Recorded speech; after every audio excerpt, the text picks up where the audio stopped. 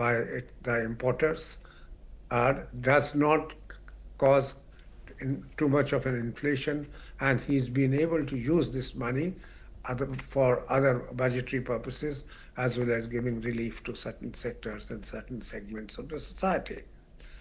But the fact remains that if a thing is illegal, has no legal basis, and that's what has been said, that unless President Trump seeks and obtains the U.S. Congress's approval, the whatever action is taken under the name of under IEEPA, the emergency powers which vest in the president in the case of a national emergency, that those are not valid. I would say that it's going to be it will be hotly contested. On one side, the importers demanding it, importers and the governments which have been impacted, consequently the foreign governments, they would be supporting, because they have to, more than a refund, they actually are seeking to make a point, and including India, saying that President Trump, you cannot levy arbitrarily, arrive at a figure and levy this, and without your being empowered, and with what kind of shackles the Congress imposes these or allows him to do it, is to be seen. So for future trade deals, for future actions by U.S. President, the decision of yesterday's decision of the judge is highly significant, and I do hope that he doesn't go into the constitutionality or the legality once again of a matter which has already been kind of ruled by the Supreme Court, that he would confine himself to the process and installments, etc., if the U.S. government seeks how these refunds could be effected, without at all questioning or making any observation whatsoever about the legality of the issue, since it stands settled. Thank you so much, Dr. Ajay Dua, for joining us here today on NewsX World. Thank you. US Senator Markwayne Mullin of Oklahoma has been elected by US President Donald Trump as his nominee for the next Homeland Security Secretary. Responding to the nomination, Mullin has said that his top priority would be to focus on protecting the United States and securing its borders. Mullin has also commented on Kristi Noem, who was removed from her position by President Donald Trump. He has acknowledged her efforts in the role, saying that she had done her best under difficult circumstances. Let's now listen in to more of his statements. Yes, I'm a Republican. Yes, I'm conservative. But the Department of Homeland Security is to keep everybody, regardless if you support me, if you don't support me, regardless of what your thoughts are. I'm here to enforce the policies that Congress passed, and right now I'm part of it, but once I make that transition, my focus is to keep the homeland secure. That's going to be my focus, and we're super excited about this opportunity. I was excited. The president, first of all, the president, I have a really good relationship. We talk all the time anyways. I've got to be honest with you, I wasn't expecting the call today, but super excited. And I'm more excited about just ready to get started. There's a lot of work we can do to get the Department of Homeland Security working, working for the American people. The Department of Homeland Security has a very broad jurisdiction. And I think there's a lot of work that we need to do, and I'm excited. Indonesian President Prabowo Subianto has reassured local Islamic groups that he will withdraw from US President Donald Trump's Board of Peace if it does not benefit Palestinian interests. The decision to join the board and contribute troops for a Gaza stabilization force has faced criticism at home, particularly from Muslim groups. President Prabowo met with leaders of Islamic groups on Thursday, stating he would withdraw if the platform no longer serves Palestine or Indonesia's national interests. The Indonesian Ulama Council had already called for exiting the board due to the US role in the Iran conflict. We're now being joined by Professor Rohan Gunutna, who's an international affairs expert. Thank you so much for joining us here today on NewsX World. So obviously, we've heard a lot about the Board of Peace, and now Indonesia's saying it may withdraw from the US, from the US-led Board of Peace, if it doesn't benefit Palestinians. Does this signal growing skepticism among global South countries, especially about these peace initiatives led by Donald Trump? Ellie, as you said, the US-Israel war against Iran has created some unhappiness among the Muslim groups in Indonesia. And that is why President Prabowo Subianto met with the Indonesian Islamic groups and gave them an assurance that unless it is in the interest of Indonesia or the Palestinians, that he will withdraw. But I want to share with you that it is unlikely that he will withdraw, because one is that President Prabowo is very keen for Indonesia to play a bigger role, not only in the ASEAN countries, but also globally, as Indonesia is the largest Muslim country. Second is this agitation and unhappiness is largely because of the war. And I believe that in the coming weeks, that the conditions will once again emerge for the Gaza peace plan to be revisited, because at this point, there's no progress in the Gaza peace process because of the war with Iran. And during that time, President Prabowo will most likely come back and explain to the Islamic groups that it is in the interest of Indonesia and also the Palestinians that Indonesia play a very important role in the international stabilization force. And with discussions on the peace initiative reportedly paused due to what's going on in the Middle East with US, Israel and Iran, does this highlight how the broader Middle East conflicts is undermining international peace frameworks? Very much. As you mentioned, the conflict in the Middle East has had an impact on the peace process. So with regard to Gaza, phase 1 is release of all hostages that Hamas, Palestinian Islamic Jihad and the other terrorist groups have done. Now phase 2 is the disarmament phase. This is the most difficult phase. So I believe that this particular topic of disarmament will be revisited in the coming weeks, and at that point there will be greater commitment on the part of a number of countries that have committed troops to form the contingent in Gaza that will maintain peace, and that will also ensure the disarmament of the terrorist groups in Gaza, because without disarmament there will be no peace process. Mm-hmm. Thank you so much for joining us here today on NewsX World. It's a pleasure speaking with you as always.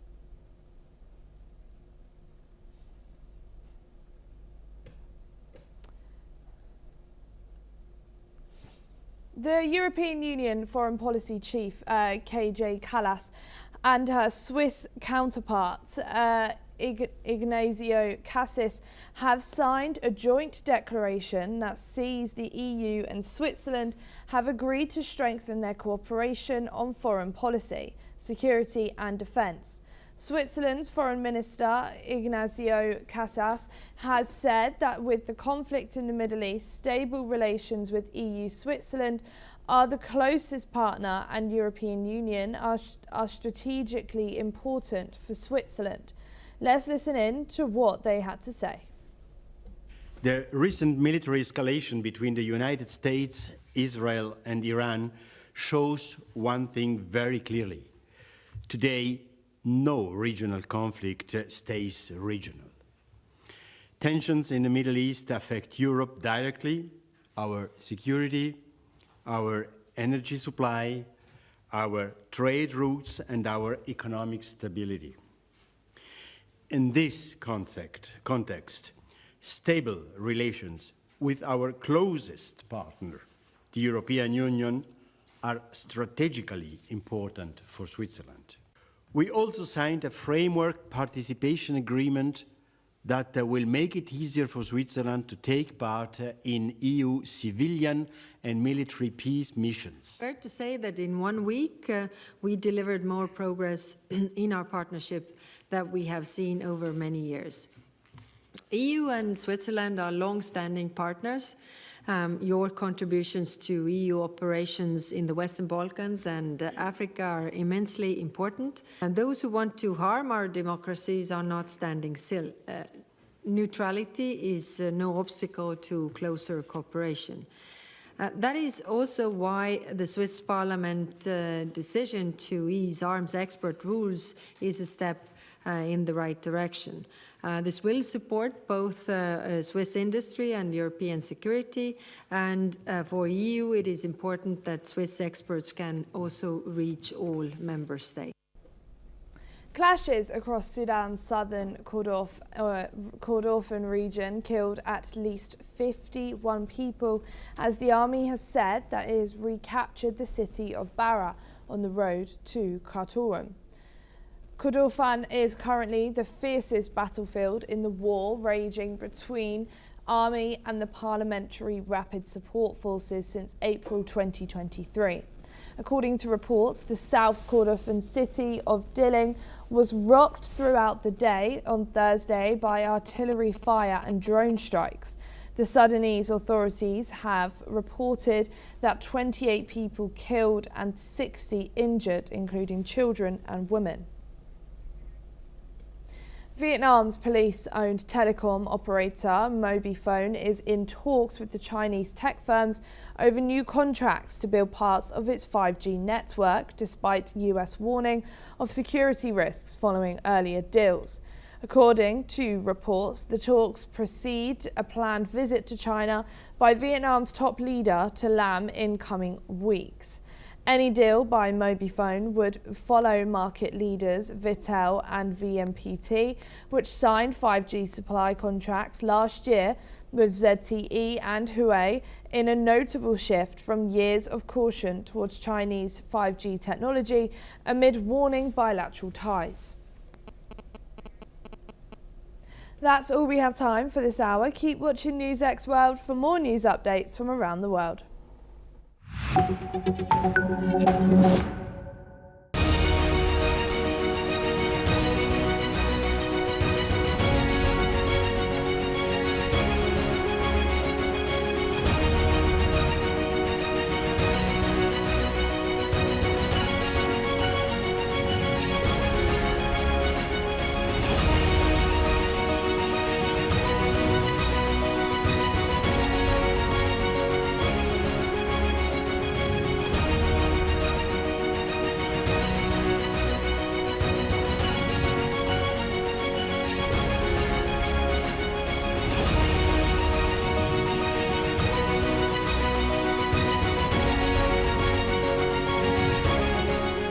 In the midst of death, life persists. In the midst of untruth, truth persists.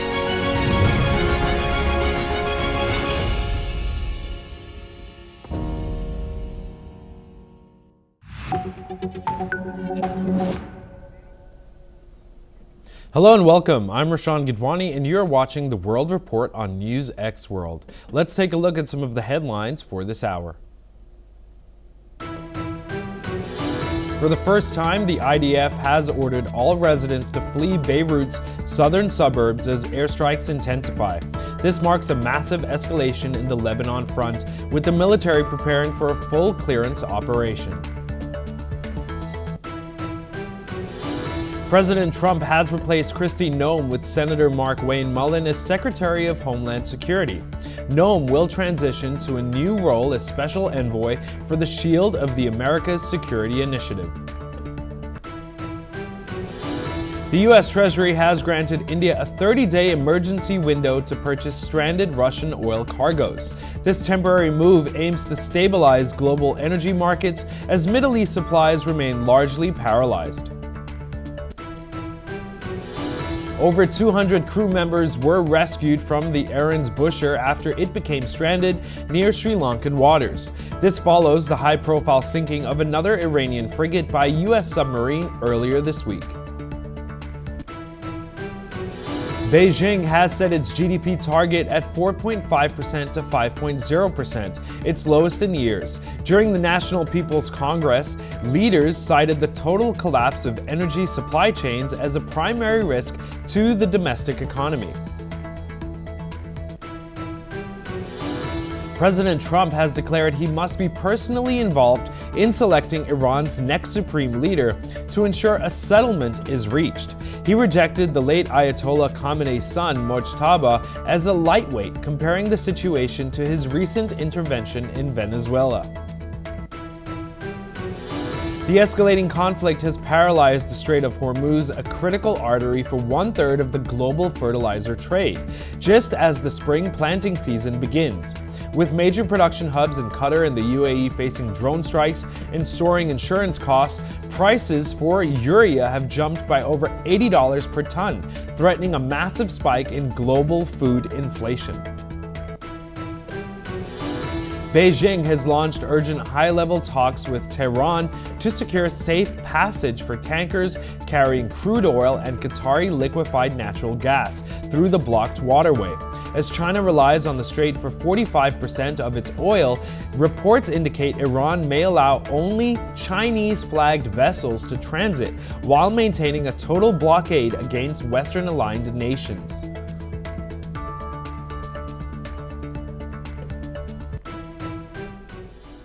And now for the top stories of this hour. Iran's Foreign Minister Abbas Araghchi has warned that a ground invasion of Iran would be a disaster for the nation's enemies. In a recent interview, Araghchi has stated that Iran is fully prepared for such a scenario, asserting confidence in the country's ability to defend itself. Moreover, Araghchi has also addressed the possibility of a ceasefire with the United States and Israel, stating that Iran is not seeking a ceasefire and sees no reason to negotiate with Washington. Araghchi recalls previous negotiations with the U.S. where Iran felt attacked mid-negotiation, expressing disillusion with the approach of the U.S. government. This comes as U.S. President Trump earlier said that Iran was reaching out about negotiating a deal with the United States, with Trump indicating that the U.S. is willing to discuss terms, but only under its conditions. And now joining us is Ambassador Mahesh Sachdev, former Indian diplomat, joining us from New Delhi. Sir, if there is essentially no ceasefire, then when will we know that the war essentially has come to an end? Please. A good question and an impossible one to reply to. But my own hunch is that we would know when Mr. Trump decides that he has won the war and can go home to his MAGA base. To that to happen, he would need some tangible changes, either an agreement with Iran, which is stronger than JCPOA, and incorporate some elements of other areas such as missiles and proxies to be included in such an agreement. This looks unlikely at this stage, although he keeps on giving us signals that Iran wants to negotiate. Iranians seem to have denied it altogether, as you yourself quoted Foreign Minister Araghchi. Otherwise, the war would possibly end with when a large human or military tragedy takes place, in the sense that a large-scale collateral death of large number of Iranians could increase the demand for at international arena and horrify enough countries to set against United States and Israel. Secondly, in case Iran is able to achieve some kind of demonstrable harm to United States, like sinking a large US Navy vessel or killing a number of American soldiers, then perhaps clamor within the United States may go up about the war being not a wise strategy to follow. Lastly, tapering off of the conflict as we get closer to September, that is being talked about, within an earshot of next US congressional midterm elections in November, would also be a possibility, because the war is unpopular. Only 26% of Americans polled last week wanted this war to be pursued, while 58% apparently were against Israeli policies guiding United States. So all put together, the fear of electoral votes at the midterm election in November going against Republican Party may press them to persuade White House to stop the war. Relevant to note that while Republican Party has majority in both houses of the of U.S. Congress, it is likely to shed that majority as the portents appear now to Democrats. And Democrats may use that majority to initiate impeachment trial of President Trump, who has faced 2 impeachments even before, about Epstein files and other matters that are related to his second term. Thank you. Please stay with us, sir. We'll be right back with you. In a related development, Iran has claimed that its Revolutionary Guard Corps has targeted the USS Abraham Lincoln aircraft carrier with drones in the Gulf of Oman.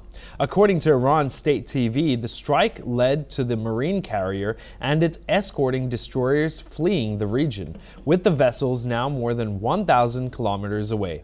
However, the Pentagon has denied the claim, saying that the drones did not even come close to the carrier. Meanwhile, Iran's foreign minister has also stated that the country currently has no intention of closing the Strait of Hormuz, which happens to be a key waterway allowing a significant portion of global oil supplies pass through it. Next up, Indian External Affairs Minister S. Jaishankar has shared that he spoke with Iran's Foreign Minister Abbas Araghchi on the ongoing Middle East crisis. The Ministry of External Affairs has also stressed the urgency of securing the interests of the nearly 10 million Indians living across the Middle East region, while also stating that it is working to stabilize trade and energy supply chains that have been affected by the conflict. With oil and natural gas prices surging, India, the world's second largest crude importer, has expressed deep concerns over the impact on its economy. Joining us now live again is Ambassador Mahesh Sachdev, former Indian diplomat, joining us live from New Delhi. Sir, in your experience, or rather what intel do you have of how India is or have been preparing for instances like this? Do they essentially have fertilizers stocked up as far as food security is concerned? Do they also have an oil reserve as far as energy security is concerned? Please tell me more. Thank you. That's a vital question and needs to be attended to by our policymakers.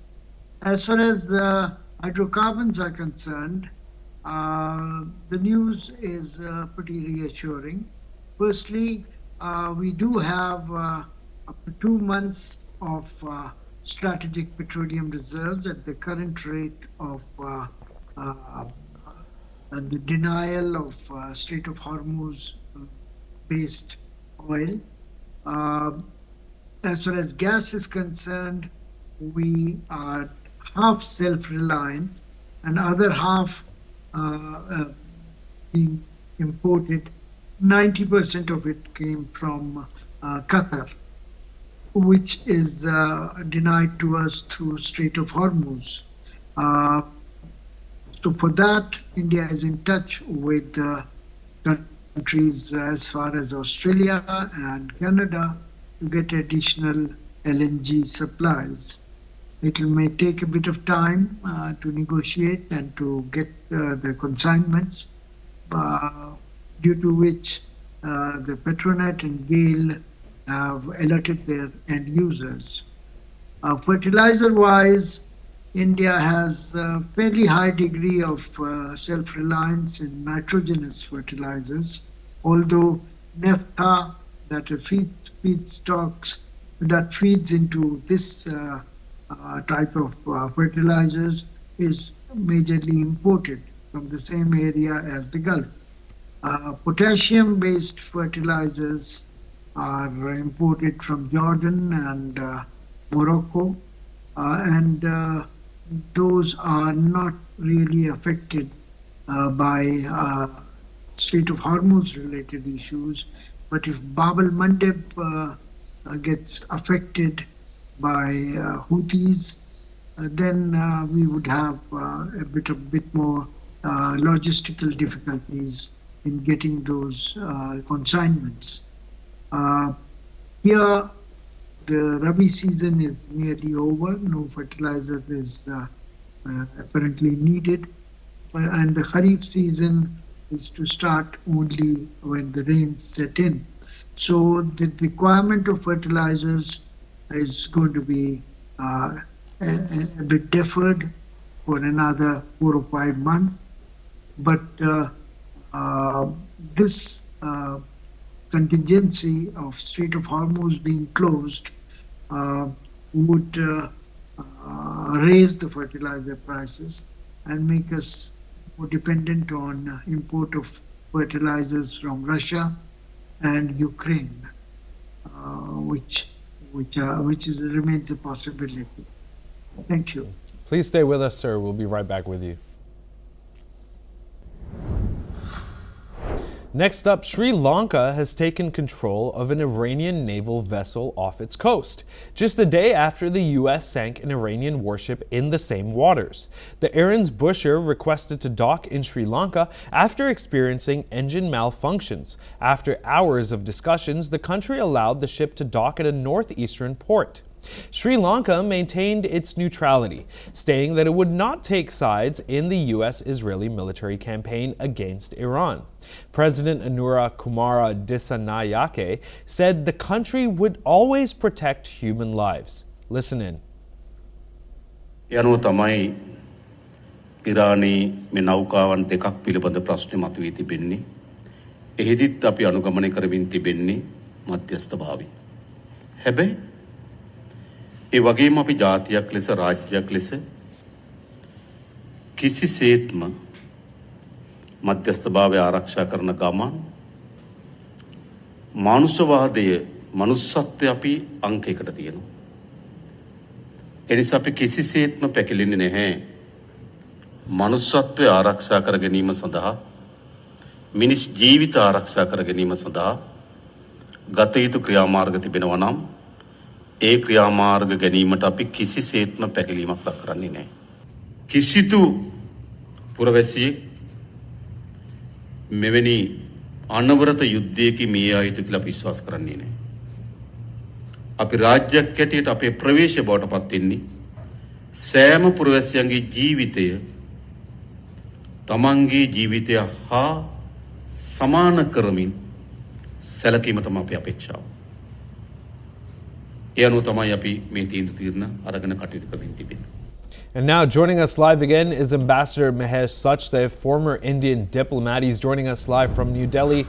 Sir, essentially Sri Lanka has involved themselves in the U.S.-Israeli conflict against Iran now. Do you believe this will put them on the map for attacks from the U.S. and Israel? Of course, they're not fully involving themselves in the sense that they don't want a regime change or they don't have ballistic missiles or nuclear capabilities, but they have essentially assisted an Iranian vessel. Does this put them in the side or line of fire? What are your thoughts, please? Not essentially. Let's go to the background of Sri Lanka's relations with Iran. Iran is the biggest buyer of Sri Lankan tea, which is the country's main export. And in return, Iran used to sell them oil, which has become a bit more difficult to be done. But the tea exports to Iran are very, very significant for Sri Lankan economy.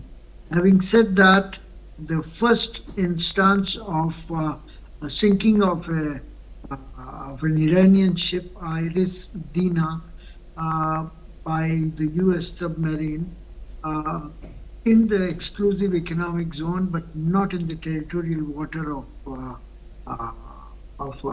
Sri Lanka, presented it with a humanitarian issue because no warning was given before the ship was sank.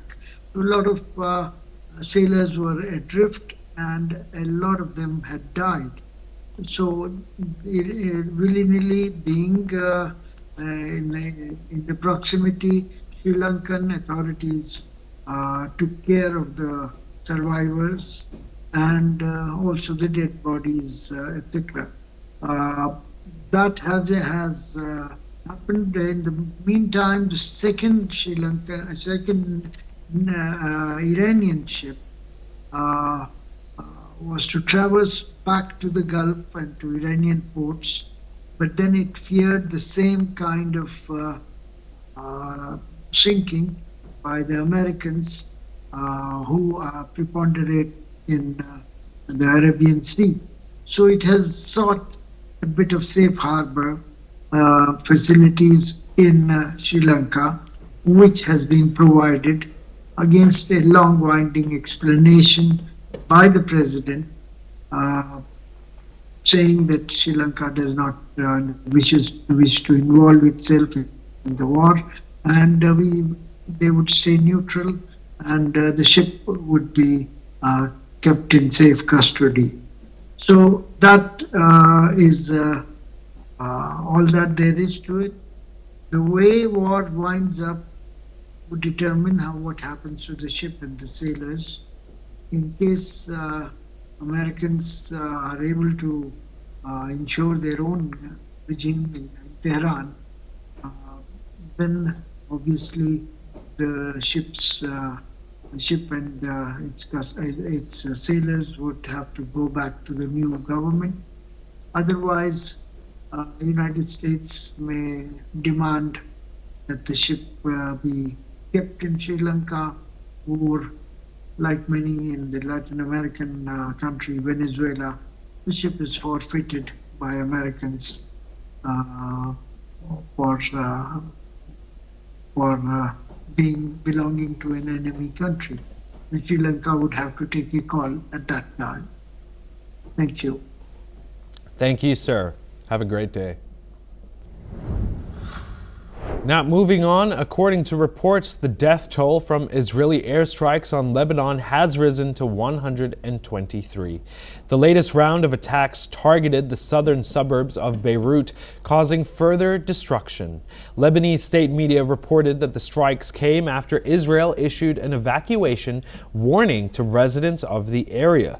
Meanwhile, Israel's military has confirmed it began targeting Hezbollah infrastructure in Beirut's southern suburb of Dahieh. As the conflict intensifies, Israel has ordered its troops to deepen their line of control along the southern Lebanese border, escalating its operation against Hezbollah.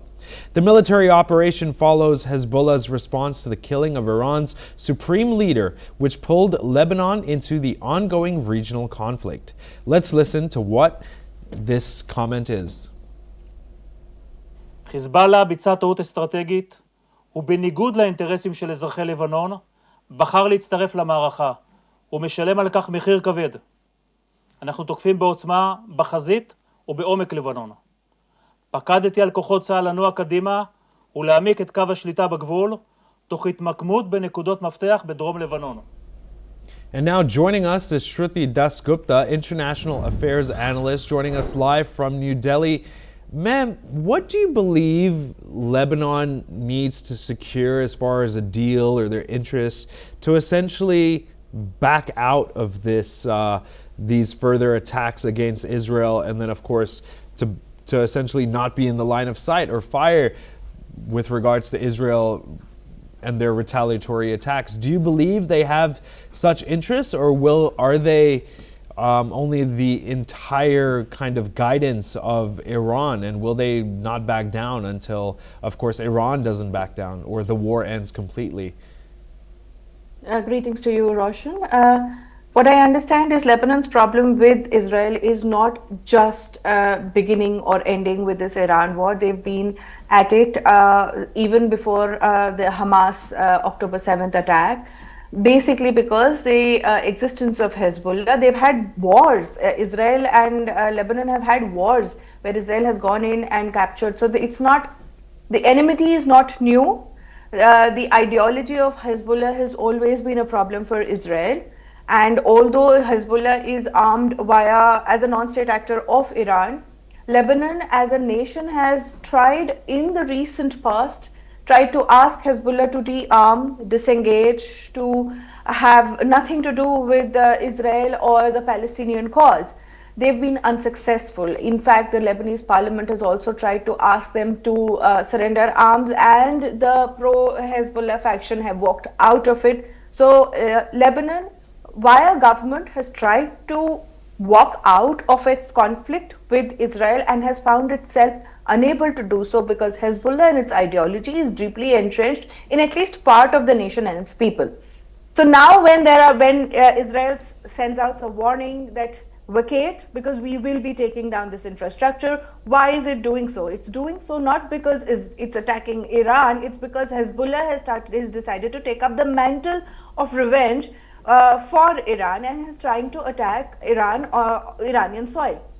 You cannot open a multi-front war, at least on the small strip of land that Israel is in compared to the rest of the Middle East. So they need to attack first, get those elements out, make those facilities not usable by Hezbollah or their commanders, and ensure a semi-quasi level of peace for themselves in this particular conflict.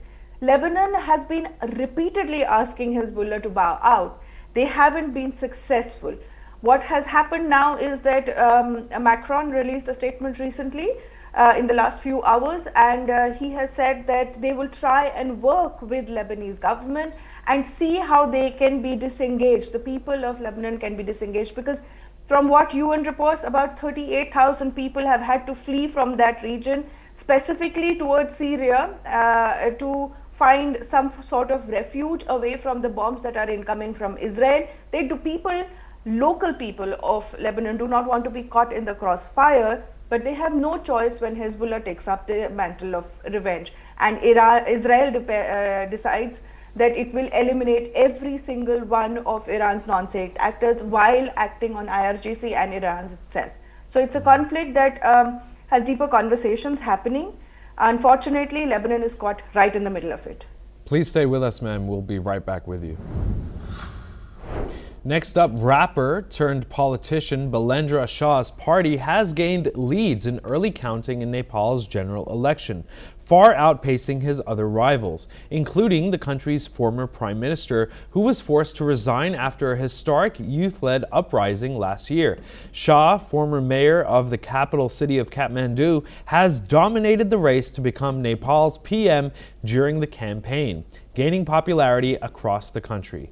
Shah's centrist Rashtriya Swatantra Party, which was founded 3 years ago, was leading in 37 seats, while former Prime Minister KP Sharma Oli's Communist Party of Nepal was leading in 3.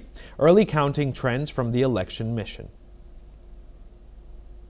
Joining us live again now is Shruti Dasgupta, International Affairs Analyst, joining us live from New Delhi. Ma'am, we're seeing a trend in politics where there have been, say, in the case of Trump, businessmen turned politicians, in this case, rapper turned politician. Is this advantageous for the New World Order, or more specifically for what's happening in Nepal? Do you see, like I just said, advantages? Please tell me more. What do you think? This is not the only rapper in the world who's taken on a mayoral post or is right now leading in elections. We have Zohran Mamdani from New York itself, a rapper turned politician. So this is a trend not just in the developing world or South Asia or any other nation where a Gen Z revolution is happening. There are a large number of people in the youth believe that now power should rest in the hands of the youth. And that is reflected in both Zohran Mamdani's case as well as Balendra Shah's case. Balendra Shah is a proponent of Nepal First policy, which is something very remnant of what Trump says, very remnant of what Maldives was saying a while ago, what Bangladesh was saying. Every nation now wants to put its own interest first, and that's how it should be for their foreign policy. I don't know why somehow the narrative gets twisted in certain ways there. The youth are meant.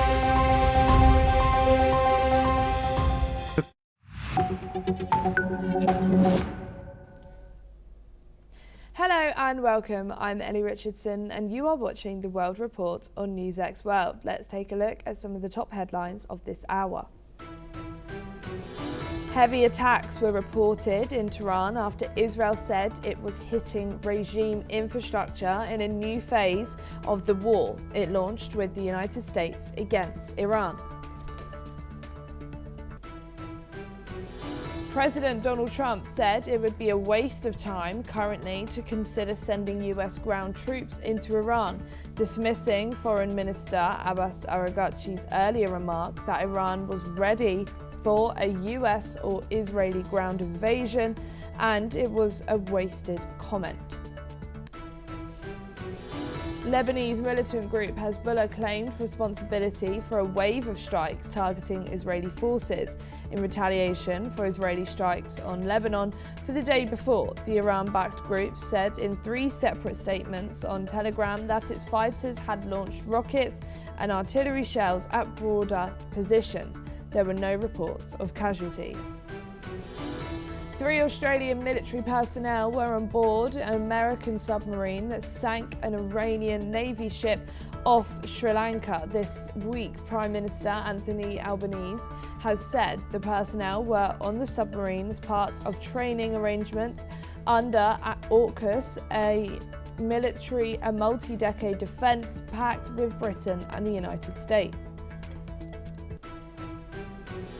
The US House of Representatives on Thursday rejected an effort to curb Donald Trump's authority to wage war against Iran as the president faces fierce criticism over launching the conflict without seeking approval from Congress. Lawmakers voted down a bipartisan resolution that would require Trump to obtain congressional authorization before continuing military operations against Iran.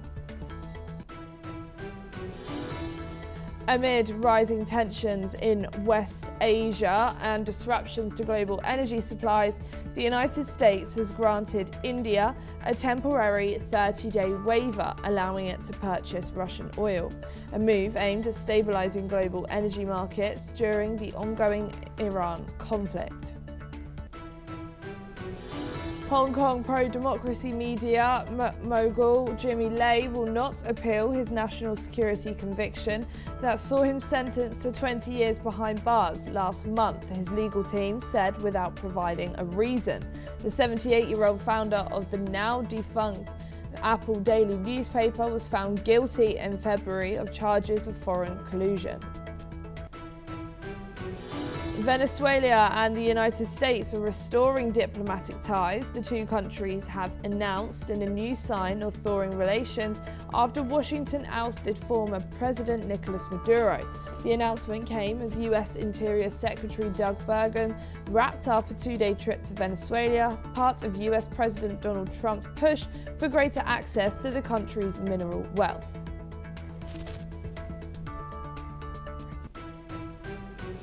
And we start this hour with some breaking news. UK police have arrested 4 people in connection with a counter-terrorism investigation into suspected National Security Act offences as part of a pre-planned operation. 1 Iranian national and 3 dual British Iranian nationals were taken into custody. The investigation is believed to be related to Iran, with authorities focusing on national security concerns.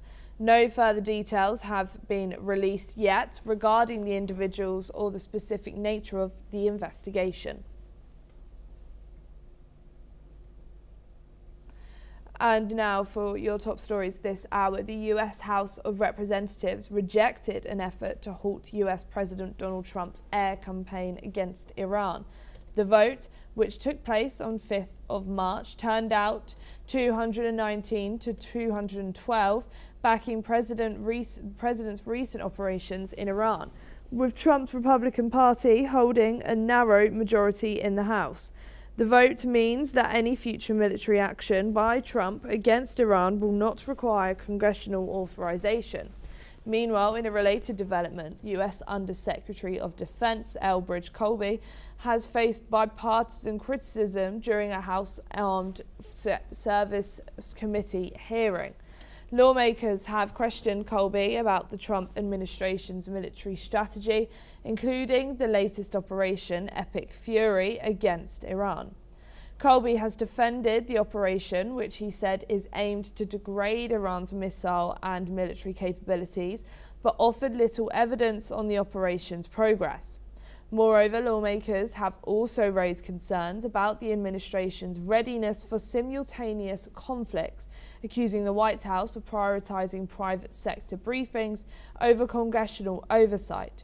This comes as Democratic Senator Mark stated earlier that there was no imminent threat from Iran to the US. In his previous remarks, Warner also called on President Trump to explain his actual goals of taking action against Iran. We are now being joined by Matti Zweig, who's a geopolitical expert, joining us from Tel Aviv. Thank you so much, Matti, for joining us here today on NewsX World. If the US intelligence did not confirm an immediate threat, and Senator Mark Warner said that there isn't an imminent threat from Iran to the United States, does this raise questions about the justification for the military strikes ordered by Donald Trump? Well, Senator Warren, I suppose they have also political motives for saying that, because all the facts are showing that they were from the last clash between Israel and Iran in June. They not only start to recovering for all the blows that Israel did to them and also the United States, but they were trying again and again to build their nuclear capabilities. They show it, all the documents, they show it even from the declaration of the IAEA of the non-proliferation of nuclear bombs and all their checkings and everything. So if the negotiations didn't well, you can be for the war or against the war, but the facts are that they were trying to recover all their nuclear capabilities and continue strengthening them. So it's a political motivated accusation, of course, in the middle of all the internal disputes that you have inside the American politics, and this is a clear show that clearly they are showing that this is politically motivated. I'm not talking about if it's Trump is right or wrong. This has to decide the American people, the American Congress, etc. But from the point of view of the facts, all the world agree that they were breaching all their agreements and they were not trying to get to any peaceful solution. So we are in the place that we are now. And with lawmakers divided in Washington, could the debate over the Iran strikes deepen political polarization in the US and affect America's credibility on the global stage? The polarization, it's a very useful word depending who is using it. So the polarization comes from other things that they are from internal politics in the US. It comes from the laws against immigrants, from all the maybe popular outrage for what are the politics of and the way that is implementing these laws against immigrants inside the United States, about economy, about the different way of developing the economy and the way that he's treating the world. So this is polarizing inside the US. You are going to see this in the midterm elections in November, but for now, for good and bad, Trump is implementing exactly what he said he's going to implement, and this is called policy. It's his policy, and you are going to see the votes in November if his policy were right or wrong. And the US Constitution gives Congress the authority to declare war. So did the administration bypass Congress in launching these strikes against Iran? In the same way that the several themes were brought to the Supreme Court or to the different courts in the US, and some of them it was a blow for Trump, like the last decisions about tariffs, etc. The same they have to bring to the Supreme Court if they think that they are unconstitutional. They have a law in the United States, and the law that he is the supreme leader for giving orders about war and peace. And that's what he's doing now. If there is a limit to that, they have to bring it maybe to the court. But I mean, they never say anything, the Democrats, I mean, when they went to conquer, at the beginning, different places when they were trying to eliminate the Bin Laden or all kind of military actions that they never had a word about this, and this they think that this is unlawful. So if it's unlawful, try to prove it through the court and try to prove it especially through the vote. Thank you, Matti. Don't go anywhere, as I'll be joining back with you very shortly. Iran's Deputy Foreign Minister Saeed Khatibzadeh stated on Friday that Iran must put an end to the US presence in the Persian Gulf region. Speaking at the Racine Dialogues conference in Delhi, Khatibzadeh condemned the US military presence, claiming that the US has multiple bases and assets targeting Iran. He emphasized that Iran's priority is to resist what it calls aggression from the US and Israel. The ongoing war has seen Iranian targets extended across Israel, the Gulf states, Cyprus, Turkey, and Azerbaijan, with Iranian casualties rising, including the tragic death of 175 school children in Minab. We're now being rejoined again by Matti. Thank you, Matti, for joining us back here for this. Iran's deputy foreign minister saying US must put an end to its presence in the Persian Gulf. Is this a strategic warning to Washington or a broader message to the US allies in the region? Well, I think we are beyond that line. What the Iranians say or don't say, it doesn't matter a lot in this moment, because this regime, which is an oppressor regime of their own people, which is a regime that has been exporting terrorism to many countries in the world, putting bombs and killing people around the world by themselves or through their proxies, they are not really legitimate after all the massacres they have done. And then the United States decided what they decided, and they put more and more forces in the Persian Gulf and all around in the Middle East. This is nothing new. It's just more quantity of the same to try to do the best, to have the best outcome of this war. So in this moment, this is irrelevant. United States are going to continue giving a lot of blows to the military infrastructure and the political infrastructure of this non-legitimate regime that more than 85% of the Iranian people, it's really against it, and everybody knows that.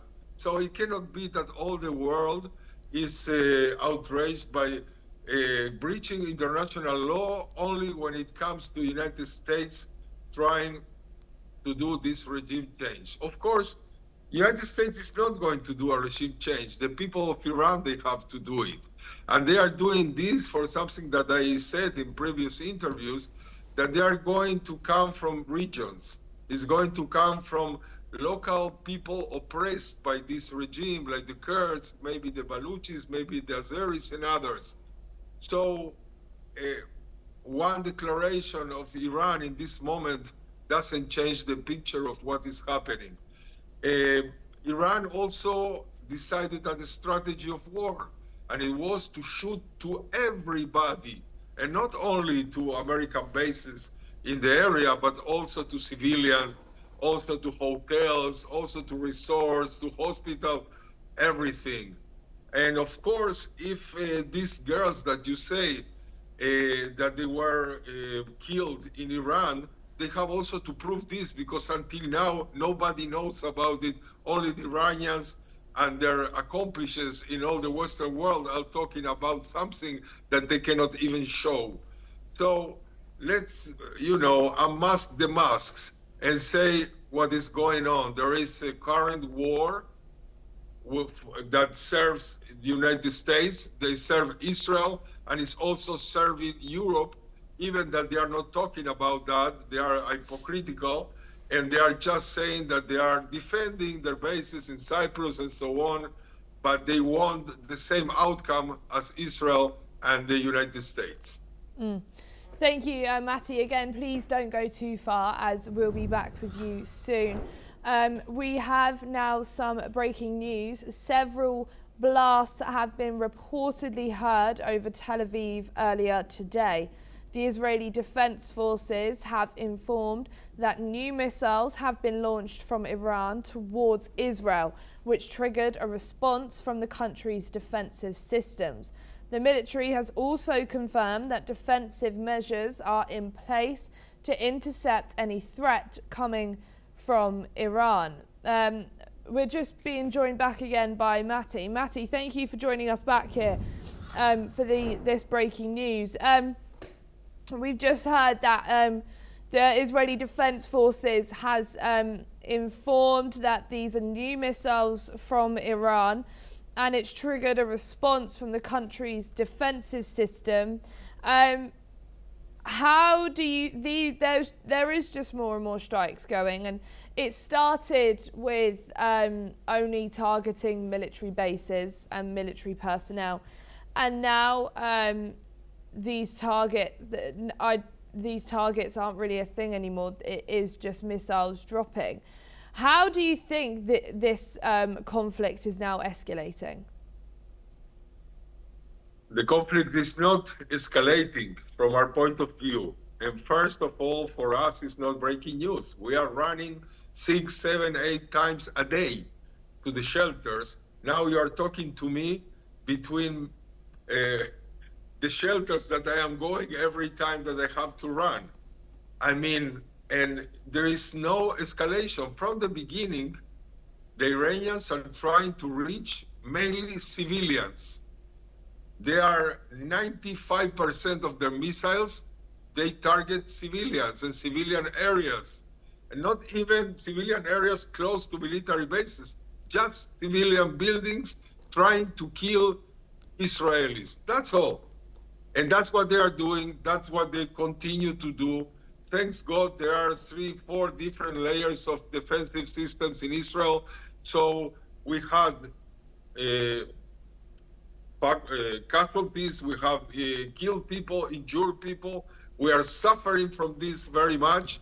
But from the other side, we see that from the beginning, 6 days ago, they succeed in launching about 90 missiles to Israel, then 50, then 20. Then, I mean, they are all the time going down because Israel is destroying all the launchers and all their capabilities of launching missiles. So people is suffering by confidence and resilient that from the next week, their capabilities are going to be grounded to near zero. We hope for that. And then it's going to be a good outcome for Israel that the Iranian skies are completely clean because they have no defensive systems anymore, and the Israeli Defense Forces can finish the work as was promised.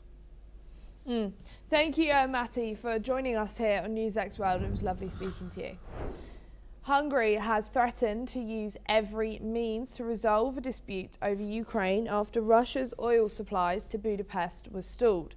Prime Minister Viktor Orban has announced Friday that Hungary has halted gasoline and diesel deliveries to Ukraine while still supplying electricity.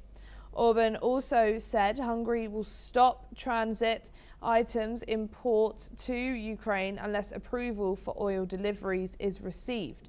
Ukraine's foreign minister accused Hungary of hostage-taking after a group of Ukrainian bank employees were detained while transporting $40 million and gold. The US House of Representatives Oversight Committee has voted to subpoena Attorney General Pam Bondi.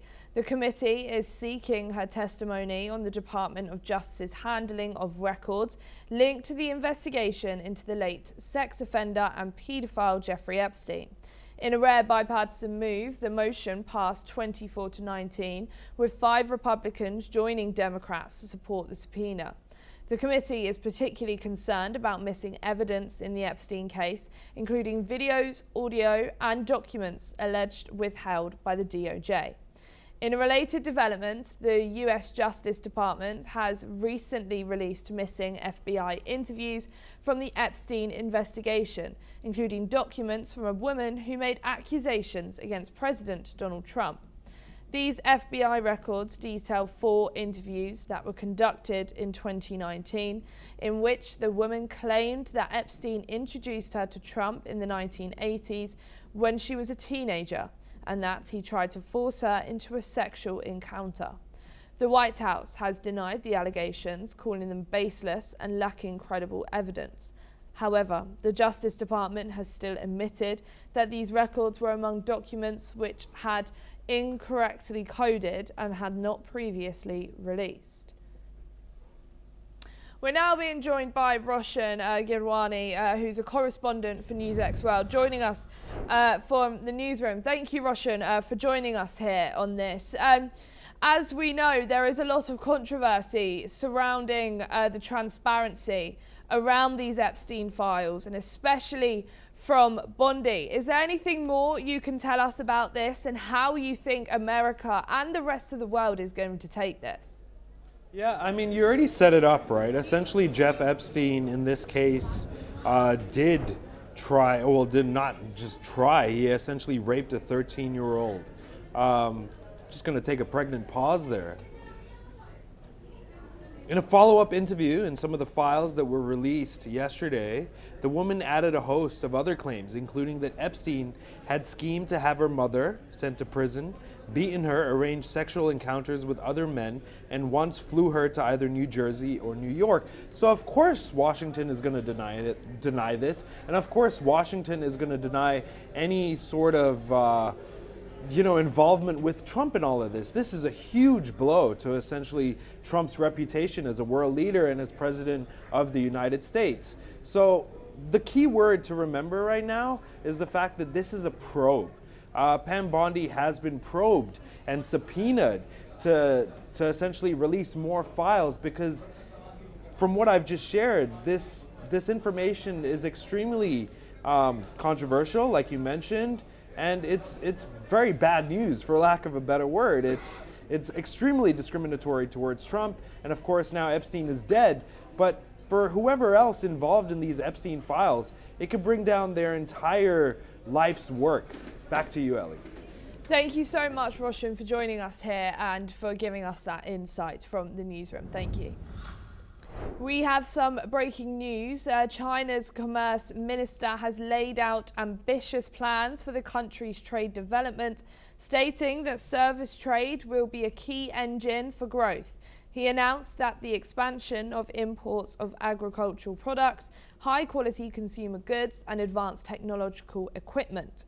The minister also emphasised the goal of achieving balanced development between imports and exports. China is paying close attention to its $1.2 trillion trade surplus and the opinions of its trade partners. With geopolitical tensions rising, China is adapting to the new global economic environment and will roll out more policies to support trade and supply chain cooperation.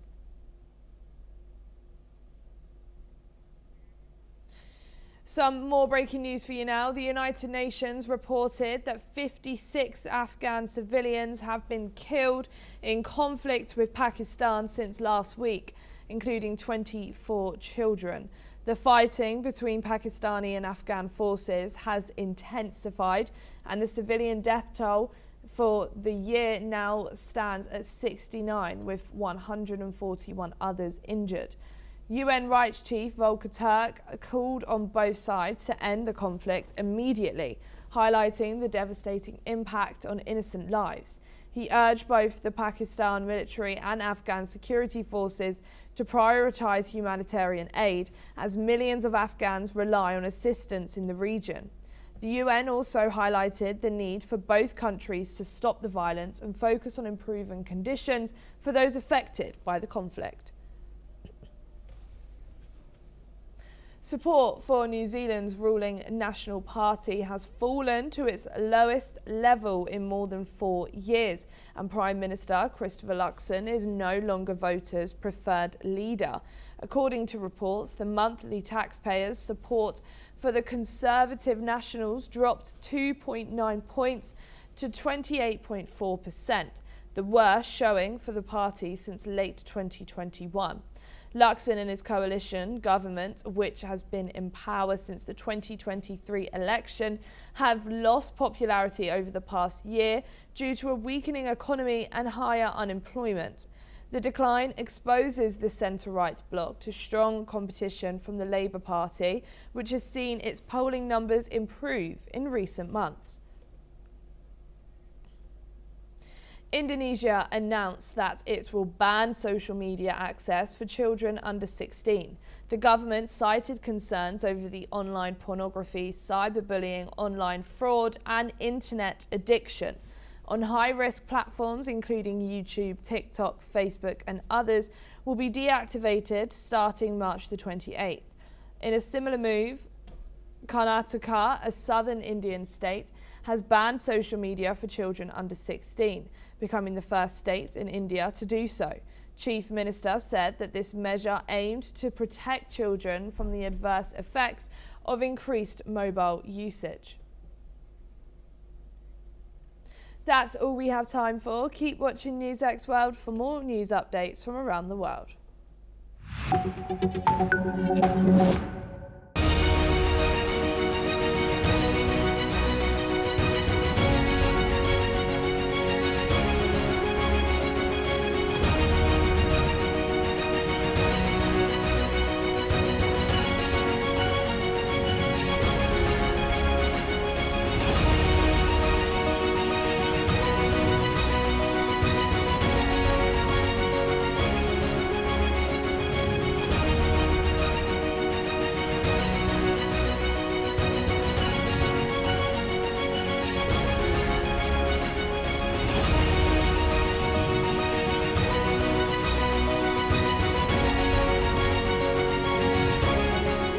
in the midst of this, life persists.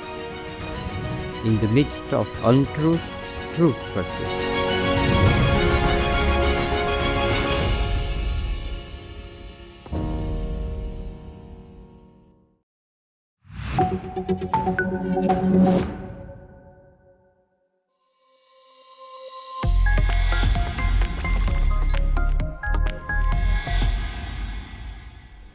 Hello and welcome. You are watching Trending Tech on NewsX World, where we bring you the latest tech breakthroughs and trends from around the globe. Artificial intelligence is no longer just a tech buzzword. It's reshaping the world around us every single day. From the way we shop online to how hospitals diagnose diseases, AI and machine learning are quietly running behind the scenes. Most of us interact with it without even realizing. Recommendation systems, voice assistants, fraud detection, and smart traffic management are just a few examples. Across industries like healthcare, finance, and logistics, AI is helping companies make faster, smarter decisions and boost efficiency. In classrooms, it's changing how students learn and how teachers teach, while businesses face both the challenge and opportunity of job transformation.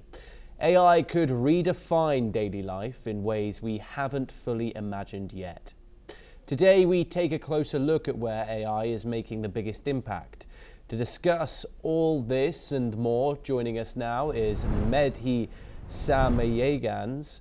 He is a lecturer at Taylor's University, the School of Computer Science. He holds a PhD in artificial intelligence. Thank you very much for joining us, Mehdi. It's a pleasure to have you here on the program. Let's get straight into this conversation. Artificial intelligence is everywhere in headlines, but in practical terms, where are we seeing AI and machine learning making the biggest real-world impact today?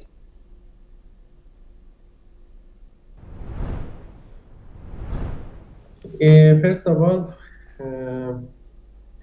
thank you for having me. I'm really excited to talk about artificial intelligence. It's a topic that is shaping our world faster than ever before. So regarding to your question, artificial intelligence is already part of our daily lives, even if people don't always notice it. Today, the biggest real-world impact of AI is happening actually in three main areas, like healthcare, finance, and intelligence system behind the digital platforms. For example, in healthcare, AI help doctors detect disease earlier and more accuracy. For example, AI can analyze the medical images like X-ray or a heart scan and identify patterns that are difficult for the human eye to see. In finance, also AI used for fraud detection and also, for example, risk analysis. Every time you make a digital payment, machine learning systems are working in the background to check if the transaction looks suspicious. So this increases the security and also protects millions of users.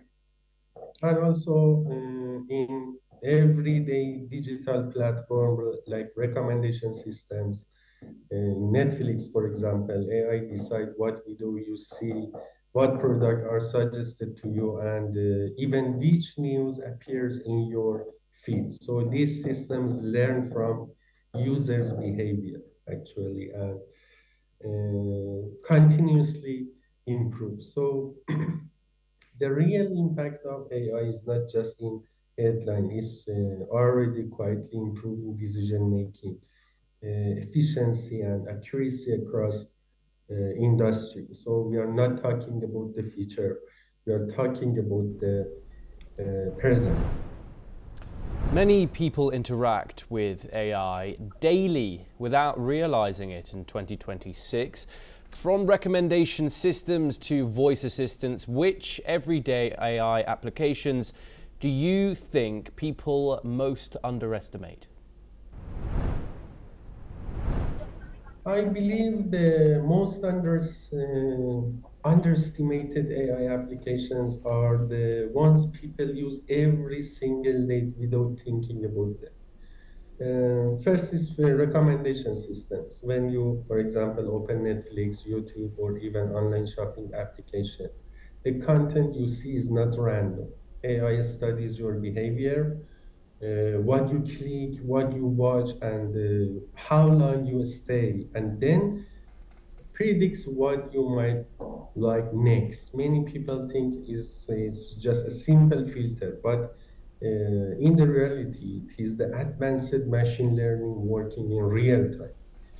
And navigation applications like, for example, Google Map, people think it just shows directions, but AI is constantly analyzing live traffic data and also driver behavior and road conditions to calculate the faster route. So that requires continuous prediction and optimization. The goal of machine learning is the prediction and optimization.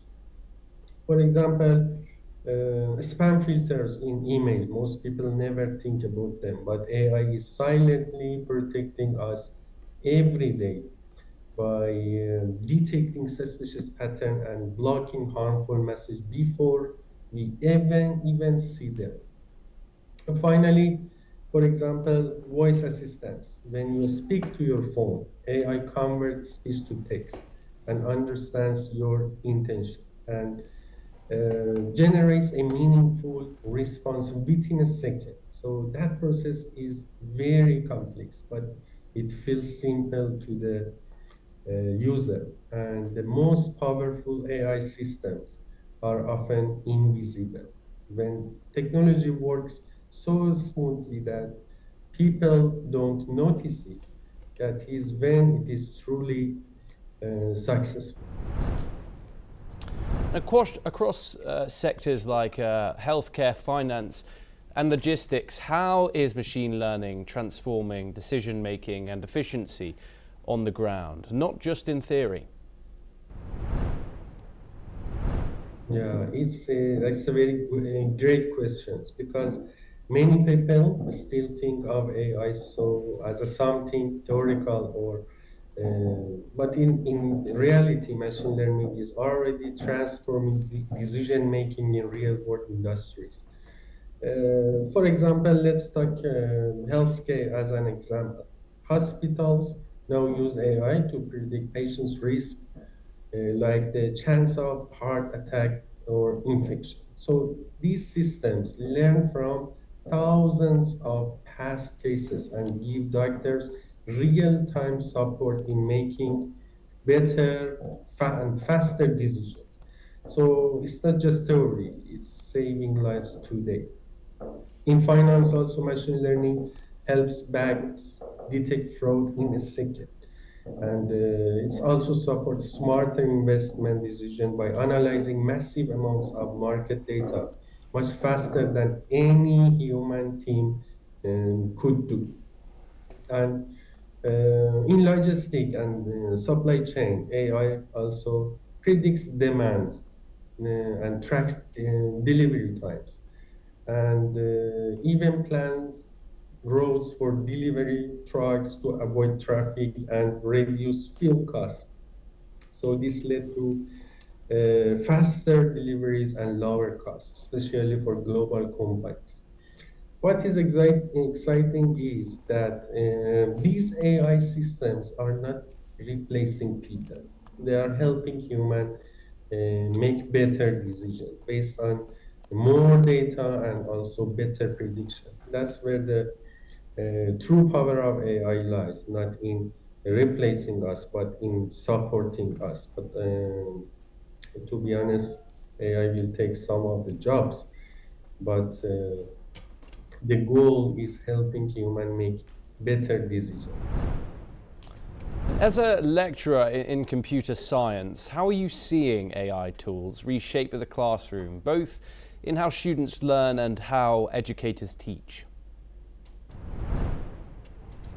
Yeah, as a lecturer in computer science, I can clearly see that AI is reshaping the classroom in two major ways: how students learn and how educators teach. First, from the student side, AI tools give students instant feedback. If they are learning programming, for example, AI can help them debug the code and explain errors and suggest improvement in real time.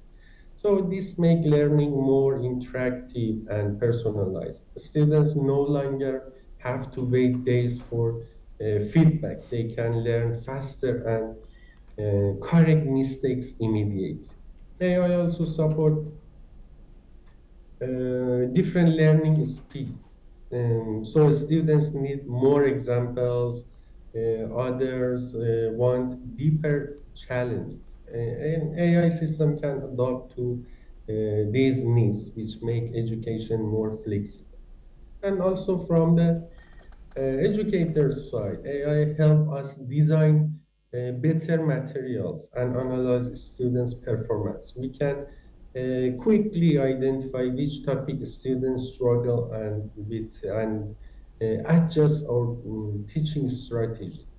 It also reduce repetitive tasks like grading simple quizzes, so we can focus more on mentoring and critical thinking. But there is also responsibility. We must teach students how to use AI ethically. It's very important.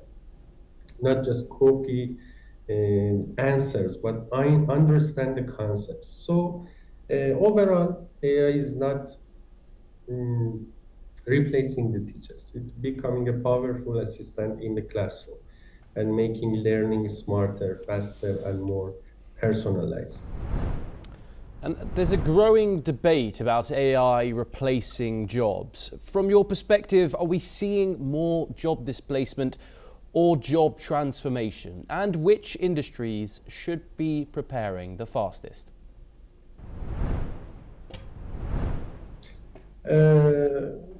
That is a very interesting question and also a very important one. I believe AI will replace some jobs. We should be honest about that.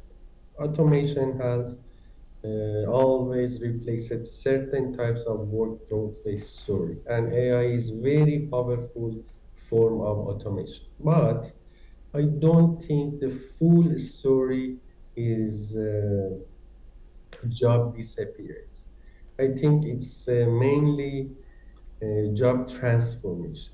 The key difference will be this. For example, people who learn how to work with AI, especially those who know how to ask the right questions and use AI tools effectively.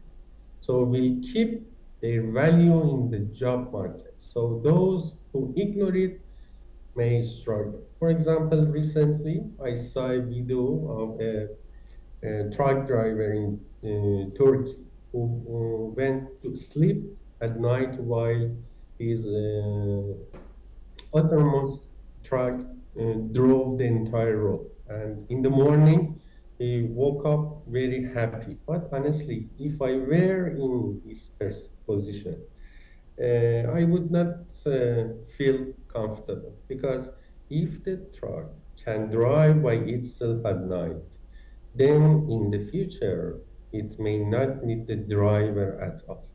So yes, some jobs, especially repetitive and predictable ones, are at high risk. But at the same time, AI is creating entirely new jobs that don't didn't exist 10 years ago. AI engineers, prompt engineers, data scientists, AI ethics, AI trainers. So this pattern has happened before during the industrial revolution and also the digital revolution. So industries that should prepare fastest are transportation and manufacturing, customer service, and even parts of the media and finance. Because automation is moving very quickly there.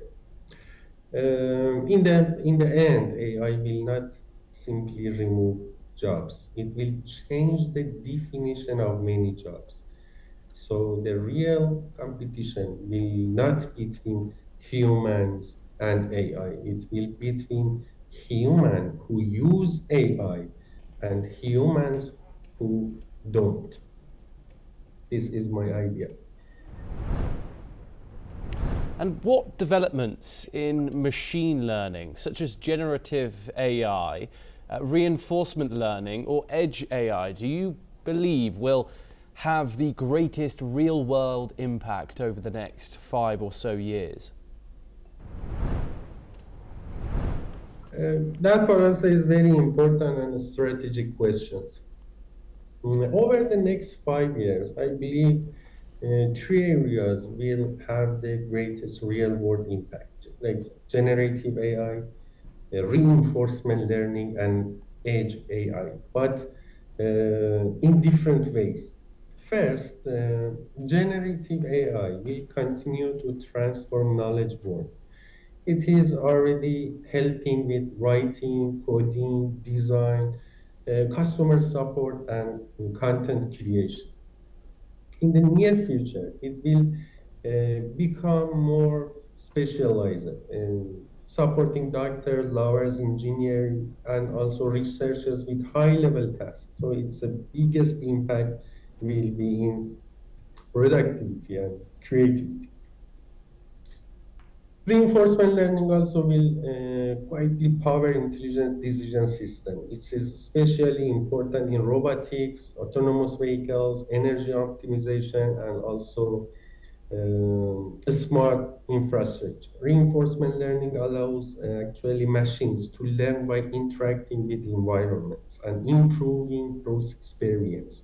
So in complex dynamic systems like traffic control or power grids, this will be extremely valuable.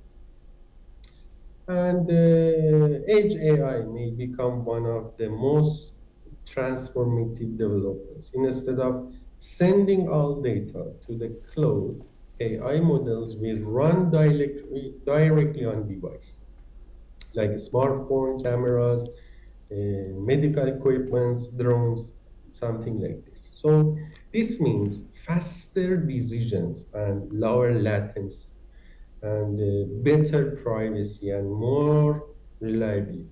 For industries like healthcare, manufacturing, and transportation, this is very important and critical. If I had to choose one area with the broadest impact, I would say generative AI will change how people work, while edge AI and reinforcement learning will change how systems operate. So the next 5 years will not just be about smarter models, they will be about smarter integration of AI into everyday lives and also infrastructure. And now looking ahead, what's the next big breakthrough in artificial intelligence that the public isn't talking about yet, but should be? That also is a really good question. I think the next big breakthrough in AI, which the public is not talking about enough, is AI systems that can reason and plan and collaborate more like humans, not just generate content. Right now, most people focus on chatbots and image generation.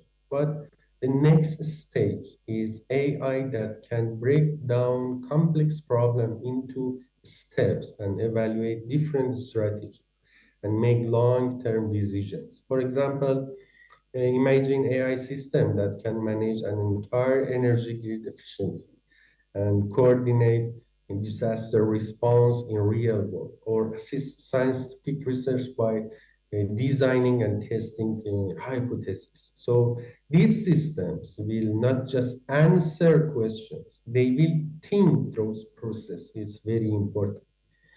And another major breakthrough will be trustworthy and explainable AI.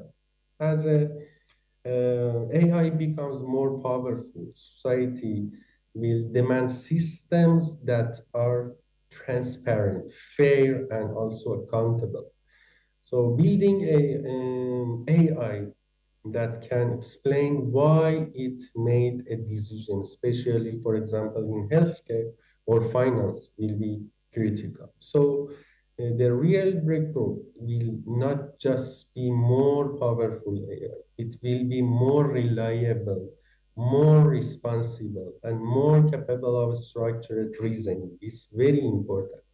So that is where the future impact will truly expand, not only in technology, but in society as a whole.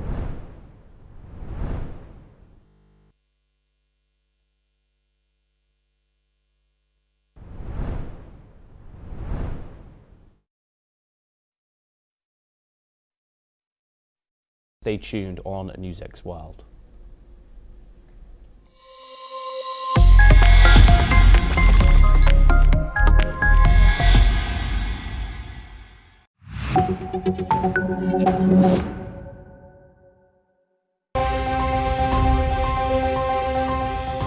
The physics was known for quite a while, and so I think it hasn't really changed our understanding the quantum world work. Job with the James Webb Space Telescope was to look as far back in time as we could to see the universe as it was young. Changing the basic attitude about what education is for and what it needs to be. Biology, medical studies, they make great progress.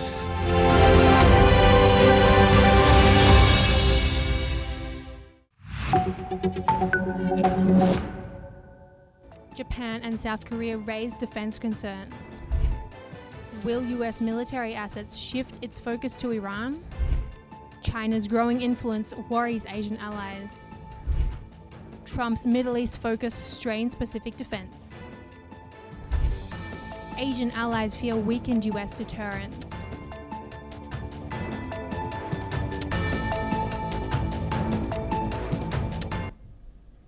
Hello, I'm Ruby Barlow and you are watching another episode of Explained with me. The recent US and Israeli military strikes on Iran have triggered a wave of concern among America's allies in Asia. On the 2nd of March this week, Japanese lawmakers convened to discuss the potential ramifications of the Iran conflict, particularly its impact on the Asia-Pacific region's defense against China. The question being raised in Tokyo is a pressing one. If the United States continues to engage in the Middle East, what will happen to the defense resources, such as naval ships and missiles, that are crucial in deterring China? As the US military commits forces to the Middle East, there is growing anxiety in Japan, South Korea, and Taiwan. These countries rely on US military presence to counter China's growing military power and to maintain stability in the region. Taiwan in particular has voiced its concerns. Lawmakers in the island nation are worried that a prolonged conflict in the Middle East could allow Beijing to step up its pressure on Taiwan. As one Taiwanese official put it, the country must prepare for potential coercion from China while the US is distracted. Taiwan's status remains a sensitive issue for Beijing, and any perceived weakness in US commitment to the region could embolden China's ambitions. Moreover, Japan has already faced delays in deliveries of missiles ordered from the United States, signaling significant supply pressures within the wider defense industrial base. This situation highlights a larger issue for the United States and its allies, specifically in Asia. They worry just how stretched can US military resources become in the region. Japan's concerns are compounded by the fact that 40% of the US Navy's operational ships are currently deployed in the Middle East. This includes vital assets like the Abraham Lincoln aircraft carrier and several missile destroyers. At the same time, the US Navy's only carrier deployed in Asia, the George Washington, is undergoing maintenance in Japan. As military experts point out, the US Navy is already overwhelmed, and a prolonged conflict in the Middle East could force the US to pull back on its presence in Asia. This would leave the region vulnerable as China continues to assert its dominance in the South China Sea and around Taiwan. Reports suggest that Japan has already experienced delays in the delivery of key weapons like Tomahawk missiles. On the other day, some analysts argue that President Trump's military actions may be part of a broader strategy, which could be steadily aiming to weaken China's allies and reshape global power dynamics. By confronting Iran and Venezuela, Trump has reduced two of China's key sources of cheap oil, potentially disrupting China's economy. In some recent statements, US President Donald Trump has predicted that US military operations in the Middle East could last longer than the initially expected 4 to 5 weeks, if necessary. In addition, there are also reports that claim Tokyo has sought assurances from Washington that their military assets, which are crucial to deterring Chinese aggression, must not be shifted away from Asia. As the conflict with Iran intensifies, the Trump administration is taking decisive steps to address the depletion of US munitions stockpiles. Key executives from top US defense contractors are expecting to hold a meeting at the White House this coming Friday to discuss ramping up weapons production. The goal is simple. It is to replenish stocks that have been drawn down due to the ongoing military actions, not just in Iran, but also in Ukraine and Gaza. Companies such as Lockheed Martin and Raytheon, along with other major suppliers, have been invited to the meeting. The urgency is clear. The US military has been consuming a significant number of long-range missiles, artillery systems, and ammunition to sustain operations in multiple regions. The White House's efforts come as Deputy Defense Secretary Steve Feinberg is working on a supplementary budget request, which could be released as soon as Friday. This request is expected to be around $50 billion US, focused at replacing the weapons expended during recent conflicts. The funds will also support the rebuilding of the US military's capacity for future operations, as the situation in the Middle East still remains volatile. One of the main concerns highlighted in these discussions is the pace of production. Companies like Raytheon already have agreements in place to increase production, although it is also set to ramp up its production of Tomahawk missiles to 1,000 units annually by 2026. Sources say that it still faces notable challenges. In fact, pressure is mounting on US defense contractors to prioritize production over shareholder payouts. President Trump signed an executive order in January earlier this year to identify contractors who are underperforming their contracts while distributing profits to shareholders. A list of these underperforming contractors could be released soon, and companies mentioned in the list would be required to submit correction plans within 15 days of notice. If these plans are deemed insufficient, the Pentagon could take enforcement actions, including terminating contracts. Moreover, President Trump has also pointed out in a recent social media post that the US military, quote, has a virtually unlimited supply of munitions, but the reality is that it will take time to replenish the stockpiles effectively. Meanwhile, China has reiterated its stance on its relationship with the United States. A spokesperson for the National People's Congress, Lu Qinjian, has emphasized that both nations, as two major global powers, should respect each other and work towards peaceful coexistence. Let's first listen into his statements. 中方愿同美方一道，加强国层级、各渠道的沟通，为双方合作开辟更广阔的空间。同时，中方已有自己的原则和底线，将一如既往坚决捍卫自身主权、安全、发展利益。元首外交是中美关系发挥着不可替代的战略引领作用。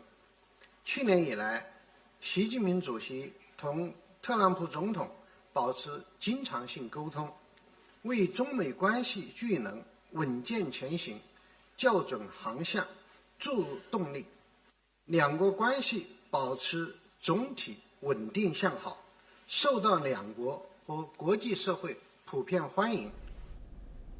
Lu Qinjian's remarks come just one day before the 14th National People's Congress begins its annual session, where the country's priorities and policies will be discussed. The spokesman has stressed that both China and the United States stand to benefit from cooperation rather than confrontation. Liu Qingjian has also pointed out that President Xi Jinping and President Donald Trump have maintained regular communication, which has contributed to the steady and positive trajectory of the bilateral relationship. However, he also made it clear that China would not compromise its sovereignty, security, or developmental interests. These principles and red lines, he said, remain non-negotiable. Yet we see China continuing to advocate for diplomacy and positive cooperation with the United States, even as both nations accept having definitive areas of disagreement, especially over issues like Taiwan and trade. Moreover, Presidents Trump and Xi are to meet in China later this month, with trade chiefs of both of the countries meeting a little before the Trump-Xi summit, reportedly in Paris. These talks would significantly affect how the tensions will be mitigated in the Asia-Pacific region and how the US will navigate its military challenges amid a flurry of conflicts.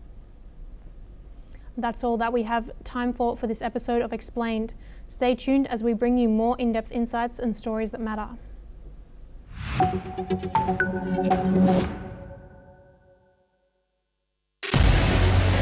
What we can do as the Interparliamentary Union to strengthen democracy, to promote human rights, to ensure that humanitarian law is respected.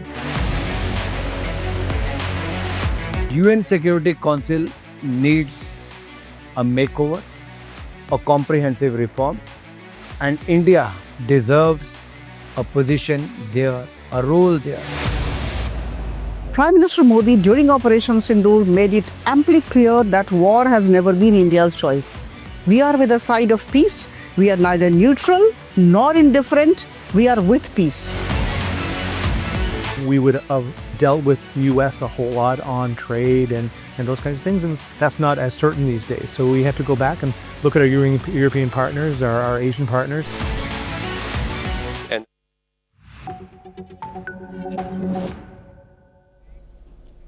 Hello and welcome. I'm Rashan Gidwani and you're watching the World Report on NewsX World. Let's take a look at some of the headlines for this hour.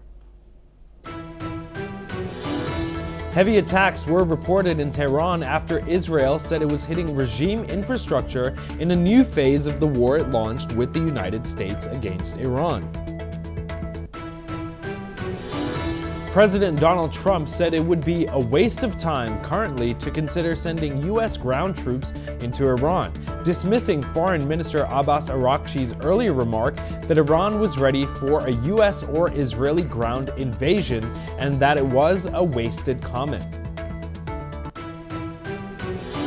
Lebanese militant group Hezbollah claimed responsibility for a wave of strikes targeting Israeli forces in retaliation for Israeli strikes on Lebanon the day before.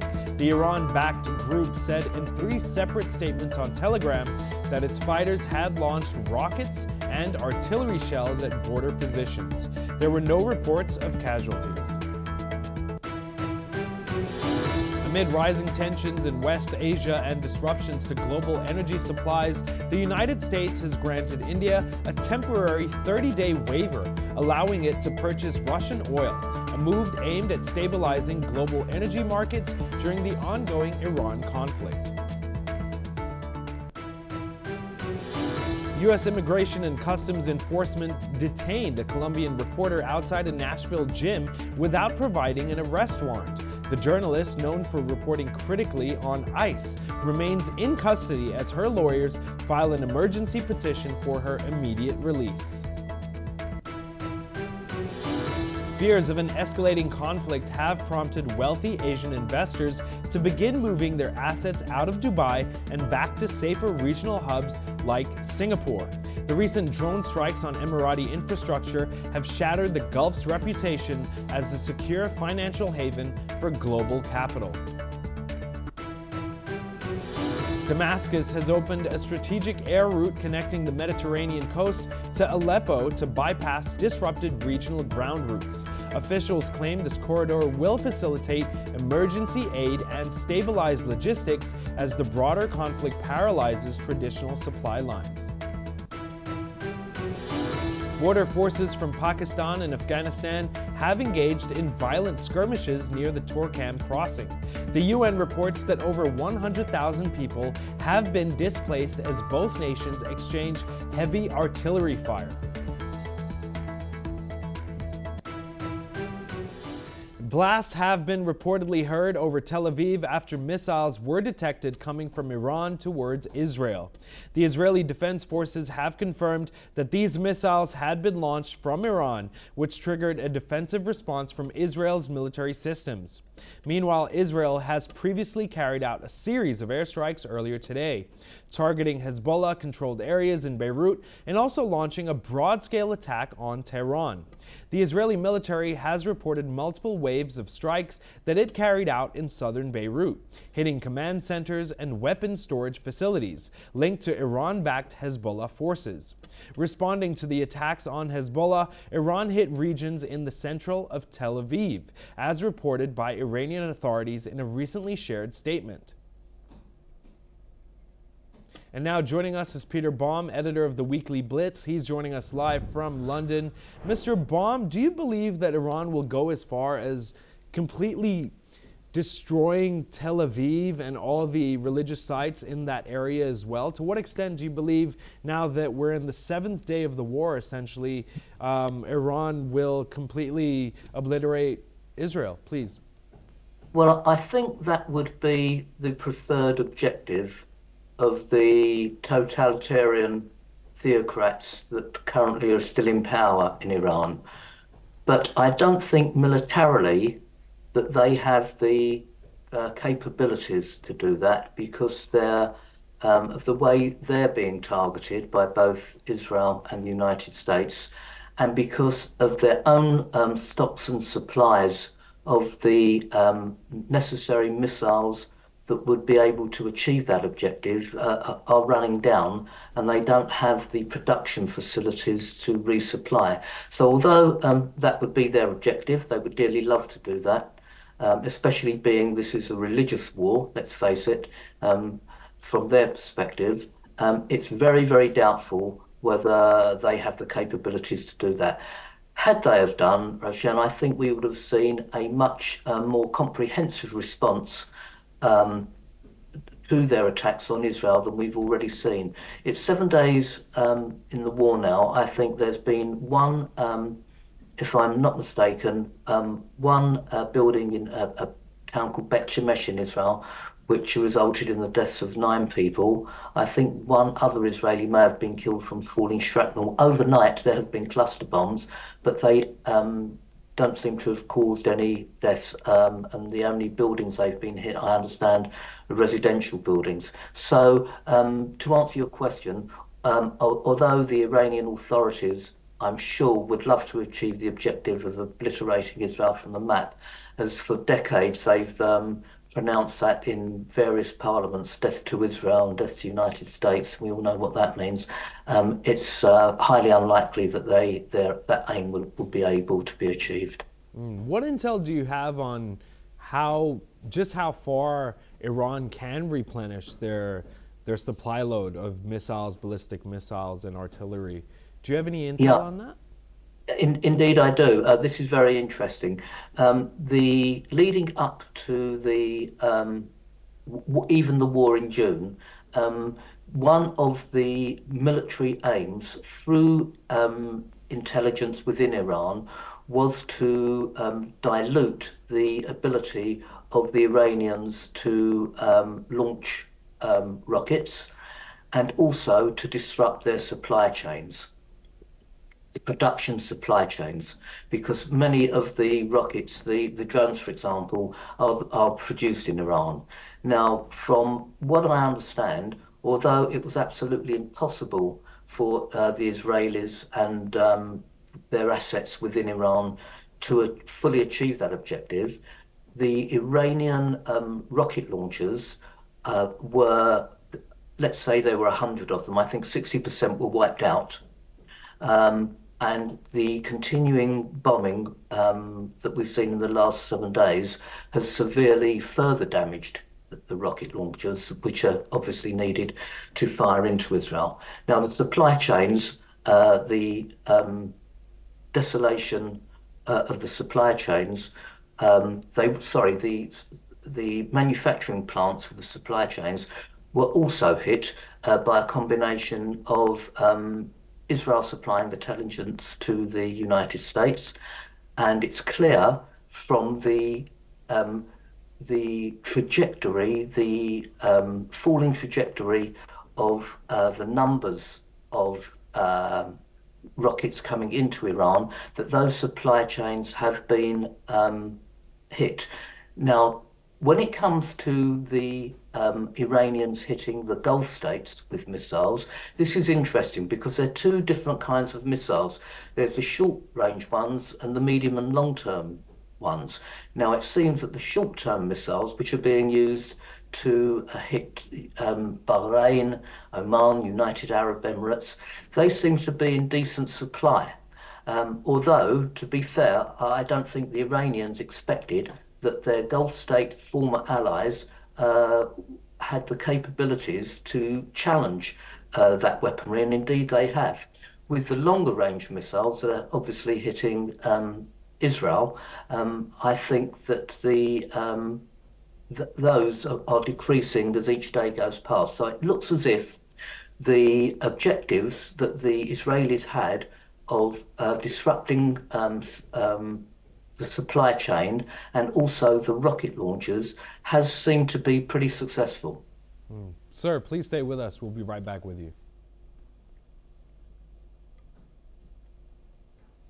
Now, next up, the Kremlin says the war in Iran has led to a rise in demand for Russian energy as global markets look for reliable suppliers amid disruptions caused by the Middle East conflict. Moscow also affirms it is in dialogue with representatives of Iranian leadership, but declined to provide further details on the talks.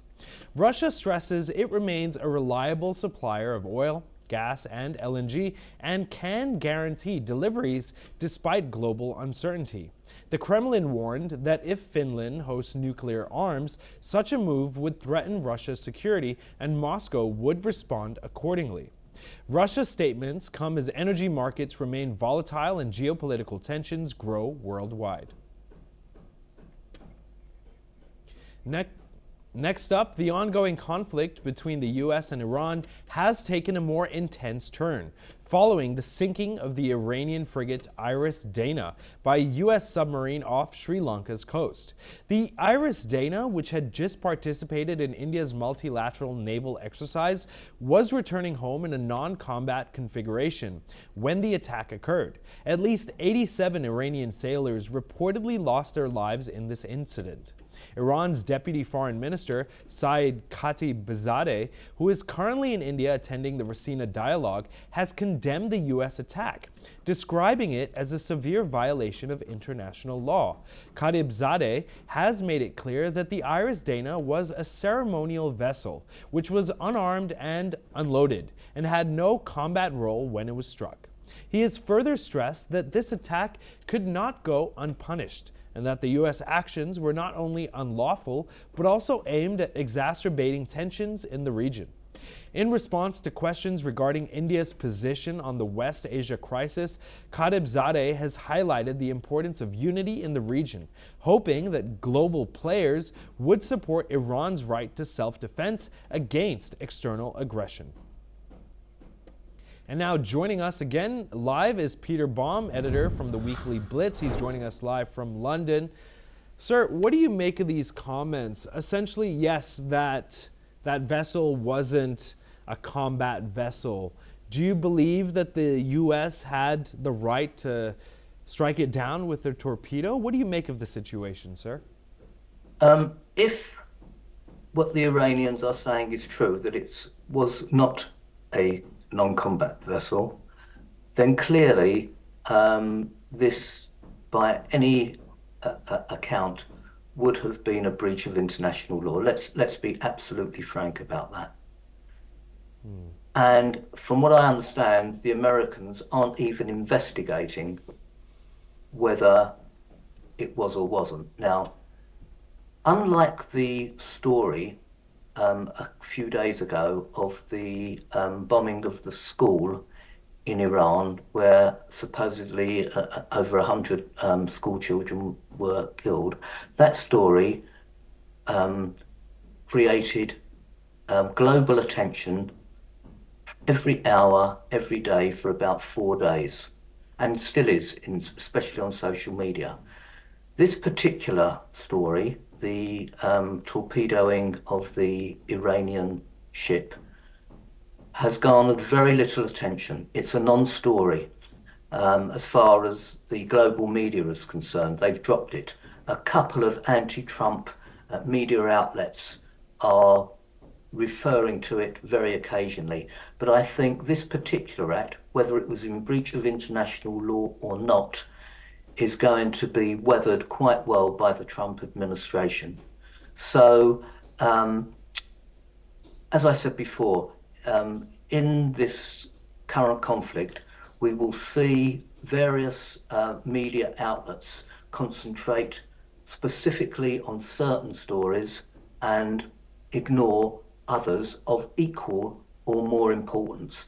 But again, to answer your question, sir, if what the Iranians are reporting, that it was a non-combat vessel and it was sunk by a torpedo, then yes, clearly there's a breach of international law. What the repercussions of this will be are very hard to say, because all your listeners and viewers will know, as we both do, that various good faith and bad faith actors in these conflicts always cite one party breaching international law and the United Nations having their say, but at the end of it all, nothing actually, there is no punishments are given out. So I think the Americans, whether or not they breached international law or not, will wear this story with ease. Would you not say this is essentially American propaganda, that they are still talking about it? Pete Hegseth did discuss it.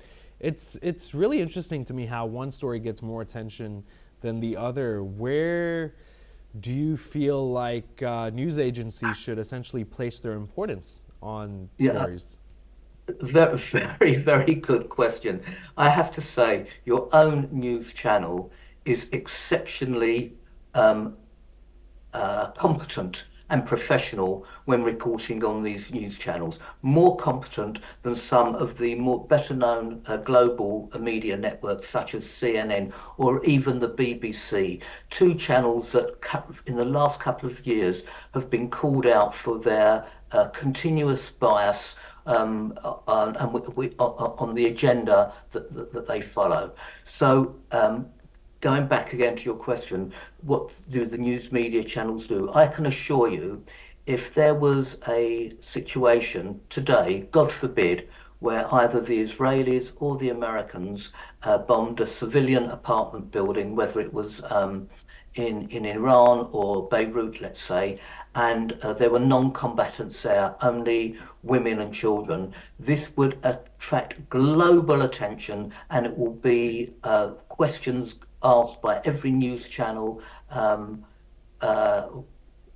for hours, for days, at every news briefing.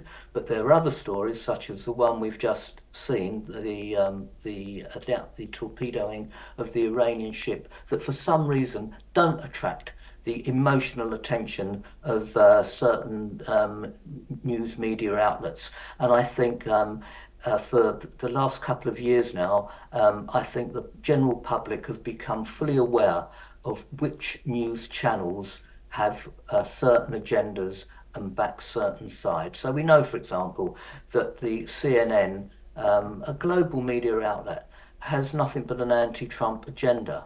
We know that the BBC, for decades now, has been very anti-Netanyahu. So the public, thank God, are turning more to news outlets like NewsX World, where they can absolutely rely on impartial and professional feedback. We'll talk again soon, sir. Thank you very much. Pleasure. Thank you.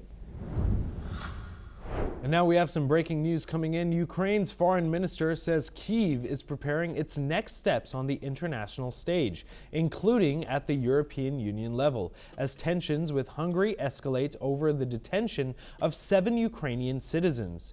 Andriy Shabiha has demanded that Hungary immediately release the 7 Ukrainian bank employees it has taken hostage near Budapest while transporting cash and gold. Kyiv says it will push the issue with its European partners as it seeks support and accountability for its citizens held abroad. Next up, a group of 24 U.S. states has filed a lawsuit against President Trump's new 10% global tariffs, claiming they are illegal. The Democratic-led states, including New York and California, argue the tariffs violate a recent U.S. Supreme Court ruling that invalidated most of Trump's previous tariffs. The states say the tariffs imposed under the Trade Act of 1974 are intended for short-term emergencies, not routine trade deficits. The states are asking the court to block the new tariffs and refund payments made under the previously applied Section 122 authority. White House spokesperson Kush Desai defended the tariff, saying Trump is using authority granted by Congress to address the nation's trade deficits. And now, joining me to discuss this further is Dr. Jayjit Bhattacharya, economist and policy expert joining us from New Delhi.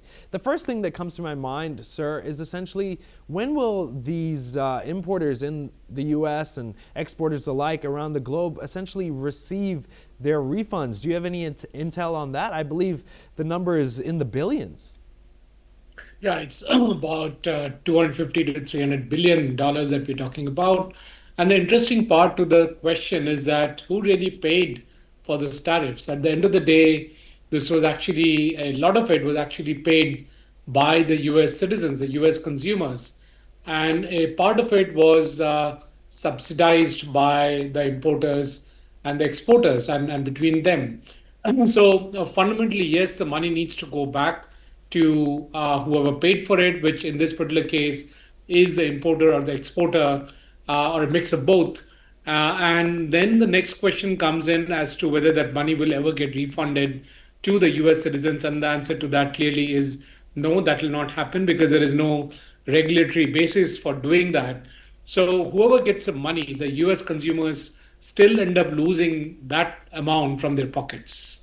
Are the funds even there? I was listening to a White House press conference the other day, and essentially Trump was boasting about the construction going on outside in the White House and that a $400 million ballroom was being created and set up with curtains made out of gold, supposedly, and Melania Trump was upset about it. Do you believe that the tariffs contributed to that ballroom? Is the money even there? I know the U.S. essentially has like a debt, like $1 trillion debt. So yeah, is the money there to be refunded at all, or how does all of this work? So US is having two things going on in parallel, which is construction in the White House and destruction in the Middle East. Both require a large amount of dollars and large amount of funds, and that fund has to come from the taxpayers willy-nilly. What I mean by willy-nilly is that what the Trump administration is claiming is that the White House upgrade is being funded by private financiers. Well, private financiers will always have a quid pro quo, and that quid pro quo comes from the government, which eventually means it comes from the taxpayer. Also, all the missiles being fired at in Middle East also comes from the taxpayers' funds, and that fund has been routed through as tariffs through the importers and exporters. And as you rightly said, that money seems to have been spent. So the only way to refund is to borrow more money and then refund. And well, the US is pretty good at borrowing money, so they might just go ahead and do that. So you are saying then, and you can confirm that essentially the taxpayers will pay for that construction in the White House and for this war, yes?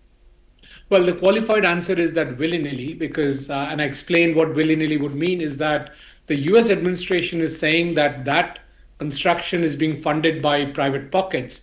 But as I said, in any such economy, when the private pockets fund such a construction, they are expecting some quid pro quo, something in return from the government, which puts them at an advantageous situation, which then helps them not just recover the money, but get more in return. Because funding that upgrade in the White House is an investment for these private pockets, and therefore there has to be a return. And if there is a return from the government, then that is eventually funded by the citizens of US. Thank you very much for your time, sir. Much appreciated. Next up, South Korea has announced plans to receive over 6 million barrels of crude oil from the United Arab Emirates. The arrangement comes after instructions from President Lee Jae-myung following talks with Khaldoon Khalifa Al Mubarak, chairman of Abu Dhabi's Executive Affairs Authority. 2 oil tankers will be sent to a UAE port that does not require passage through the Strait of Hormuz. The UAE state oil company will fill the vessels with 4 million barrels of crude. Additionally, the UAE has promised to supply an extra 2 million barrels from reserves already in South Korea. This move is expected to stabilize South Korea's domestic energy supply and ease pressure on oil prices. Listen in.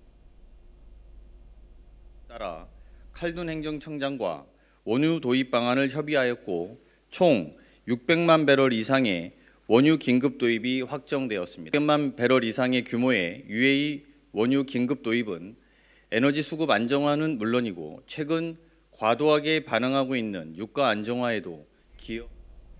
Kosovo's President Vjosa Osmani has dissolved the country's parliament following a failed vote to elect a new president. After the vote ended without a candidate reaching the necessary majority, Osmani announced the decision for a snap election. The political instability surrounding the election has raised questions about the country's future governance.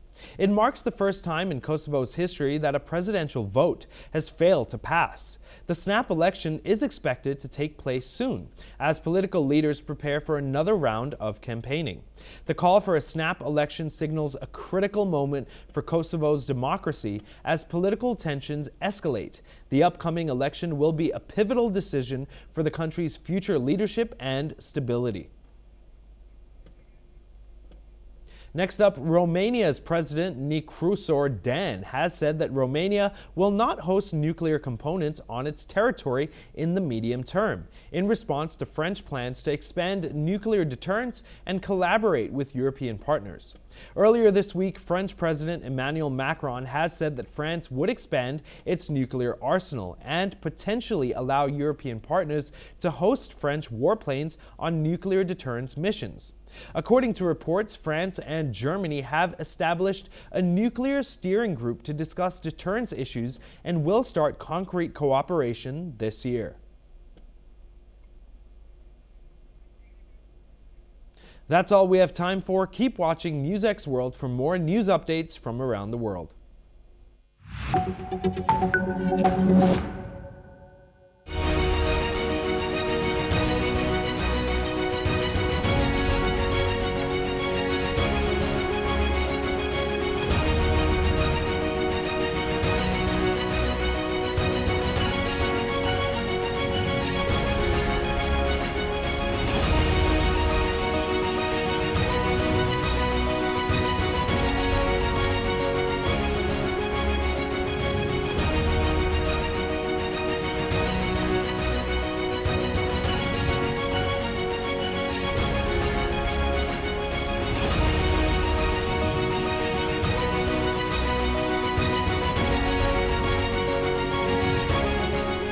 In the midst of death, life persists. In the midst of untruth, truth persists.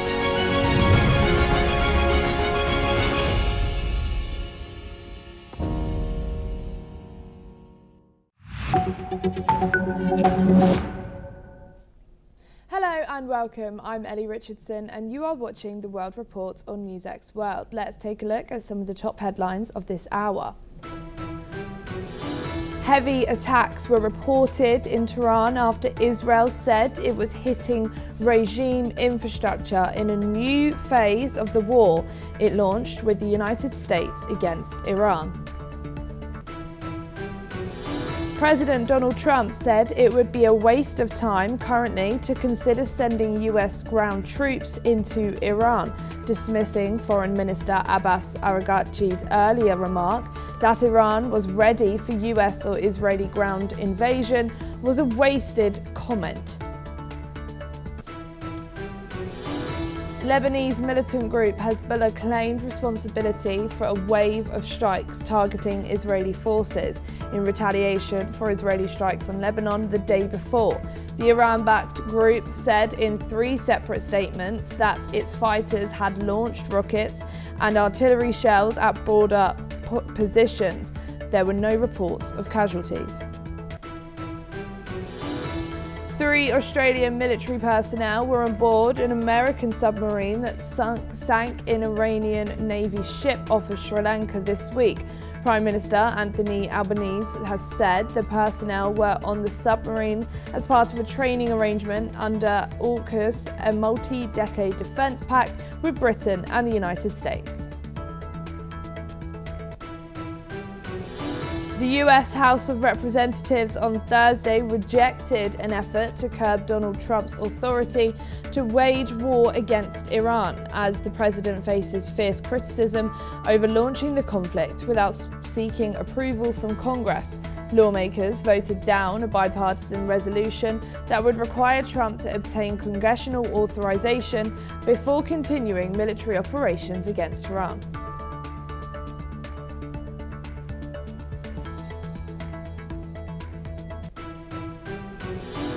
Hong Kong pro-democracy media mogul Jimmy Lai will not appeal his national security conviction that saw him sentenced to 20 years last month. His legal team said without providing a reason, the 78-year-old founder of the now defunct Apple Daily newspaper was found guilty in February of charges of foreign collusion. Venezuela and the United States are restoring diplomatic ties, the two countries have announced in a new sign of thawing relations after Washington ousted former President Nicolas Maduro. The announcement came as a U.S. Interior Secretary Doug Burgum wrapped up a 2-day trip to Venezuela, part of U.S. President Donald Trump's push for greater access to country's mineral wealth. And for your top stories this hour, amidst escalating tensions in the Strait of Hormuz and the ongoing conflict in West Asia, the United States has granted India a temporary waiver to continue purchasing Russian oil. This 30-day exception, announced by US Treasury Secretary Scott Bessent, is designed to stabilize global energy markets, particularly as oil supply routes through the Strait of Hormuz remain under threat. The move also comes as energy security remains a top concern for India, which relies heavily on oil imports passing through the strait. Indian officials have stated that the country's energy position remains stable, with almost 2 months' worth of stocks and diversified supply chains, but the government is closely monitoring the situation. As a precautionary measure, Australia and Canada have also stepped in, offering additional gas supplies to India amid the growing geopolitical uncertainty.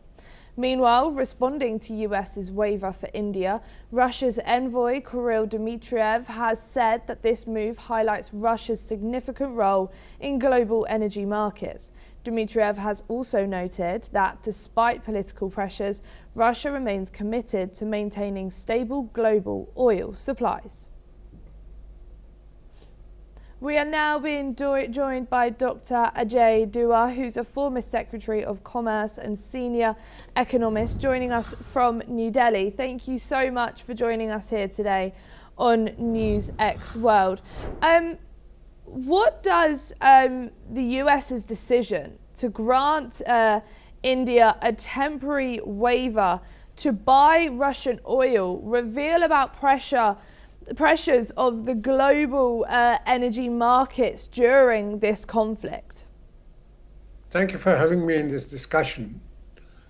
I think the move by the United States administration yesterday to allow India to continue to buy I shouldn't use the word continue because in between India had reduced its supplies, procurement of oil from Russia. But yesterday, India did buy a couple of tankers which were otherwise meant for going to the Far East, but since they were passing near the Indian coast, India did take the liberty of buying 2 such oil tankers. Thereafter, I believe the US move has come subsequent to India explaining it to the United States, the circumstances under which it bought these 2 oil tankers, the stuff under these tankers yesterday. The reason being very evident that for India, the Strait of Hormuz, which is currently technically open but otherwise not functional, it's a very important passage to India with as much as 40 to 50% of its needs passing through the Strait of Hormuz. This is as far as the crude is concerned, but also gas, CNG, as well as the LPG. They were coming from Qatar, and mainly from Qatar, but also from a couple of other sources in that region. Those have also been impacted. The prices in India have not yet gone up, but the government has already sounded out the signal for crude oil by saying our strategic reserves can cover about 2 months of requirement in India, but certain vendors, including a company called the Gujarat Gas, yesterday itself announced rationing. That means reduced allocations to its customers, particularly the industrial consumers of the gas. So yesterday's developments have been very good for India, that India was able to prevail upon and convince the United States that it's not sourcing new oil from Russia, but the oil which is already on the high seas and may be allowed to be used by India and the Indian customers, if the Russians are willing to sell it to it rather than the destinations of whether it's in the Far East or elsewhere. Similarly, the move yesterday by Australia as well as Canada that we can also help India with respect to gas, natural gas, or whether it's the CNG or it is the LPG, that needs to be, I think, watched, that they can bail out India during the current difficulty it's experiencing. And I think the good political relations which now we enjoy with Canada as well, with Prime Minister Carney's visit to India last week, I think the past has been buried, where there were certain suspicions about India's involvement in a particular incident in Canada. And with Australia, we've already signed, as you know, a low-hanging fruit terms of a trade deal, while we might be negotiating a larger deal. So Australia also has come up with made the announcement that it would like to help out India in its requirement, in its current situation. And for that, I think India is grateful to them. Thank you, Dr. Ajay, but please don't go too far, as we'll be back with you very shortly.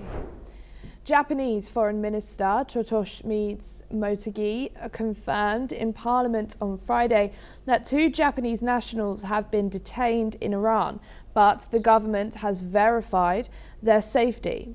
Motegi strongly demanded their swift release. One of the detainees, Shinosuke Kawashima, a Tehran borough chief for NHK, had been arrested by Iran and transferred to a Tehran prison. The Japanese government has been in contact with both individuals, working to secure their freedom. The government is coordinating with the relevant parties to ensure the safety of the Japanese nationals in Iran. Listen in. イランのテヘランで、法事1名が現地時間の1月の20日にですね、現地当局に拘束されたこと、確認をいたしております。また、現在イランにおいては、同法人を含めまして、2名が拘束をされております。これら、2名の法人とはですね、連絡が取れておりまして、現時点で安全であるということは確認をいたしております。A US judge will meet behind closed doors on Friday to discuss the process for refunding up to $175 billion in illegally collected tariffs. Judge Richard Eaton of the US Court of International Trade will meet with government lawyers to work out a refund plan for over 300,000 importers after the tariffs were declared unconstitutional last month. The refund process is unprecedented and will require a manual review of tens of millions of tariff payments. The case, initiated by Atmos Filtration, is set to shape how refunds will be handled for thousands of other cases, potentially offering a quicker resolution for importers without requiring further litigation. We are now being rejoined again by Dr. Ajay Dua. Thank you for joining us back here for this.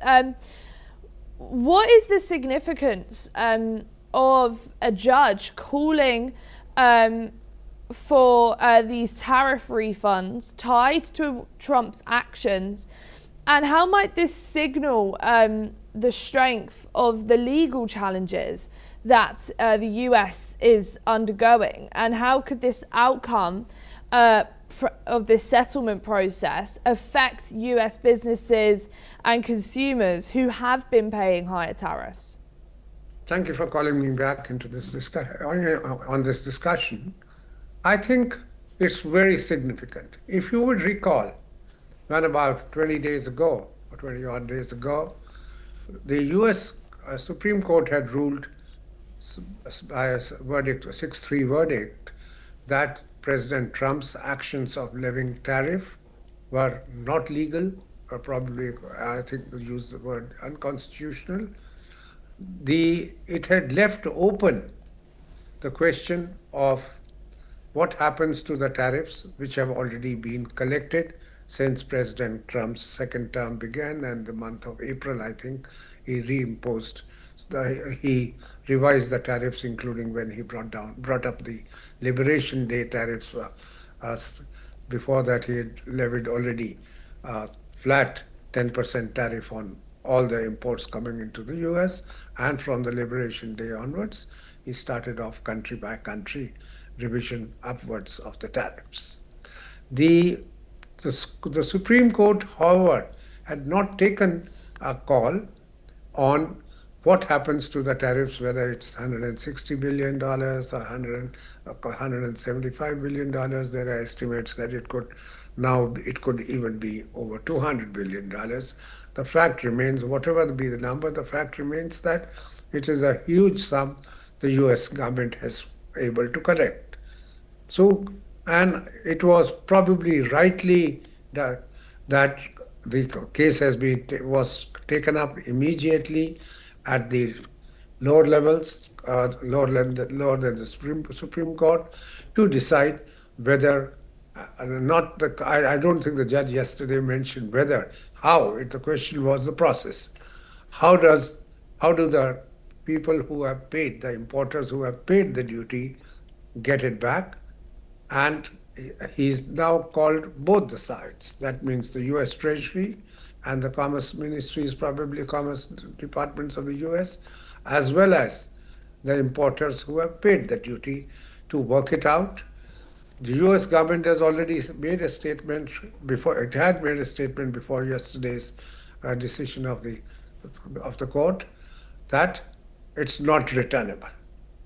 So I think that was probably a starting point, and we shouldn't be surprised if President Trump says it's not, or his administration says that it's not returnable, because this money is coming very handy for the US to ensure that the inflation in the country as a result of the higher tariffs paid by the importers does not cause too much of an inflation, and he's been able to use this money for other budgetary purposes, as well as giving relief to certain sectors and certain segments of the society.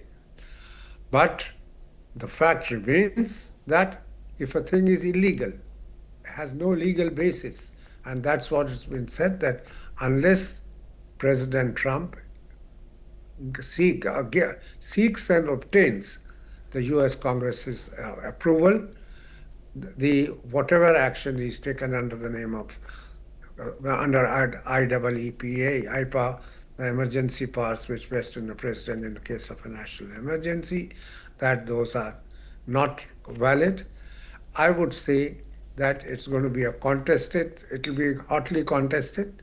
On one side, the importers demanding it, importers and the governments which have been impacted, consequently the foreign governments, they would be supporting, because they have to, more than a refund, they actually are seeking to make a point, and including India, saying that President Trump, you cannot levy arbitrarily, arrive at a figure and levy this, and without your being empowered, and with what kind of shackles the Congress imposes these or allows him to do it, is to be seen.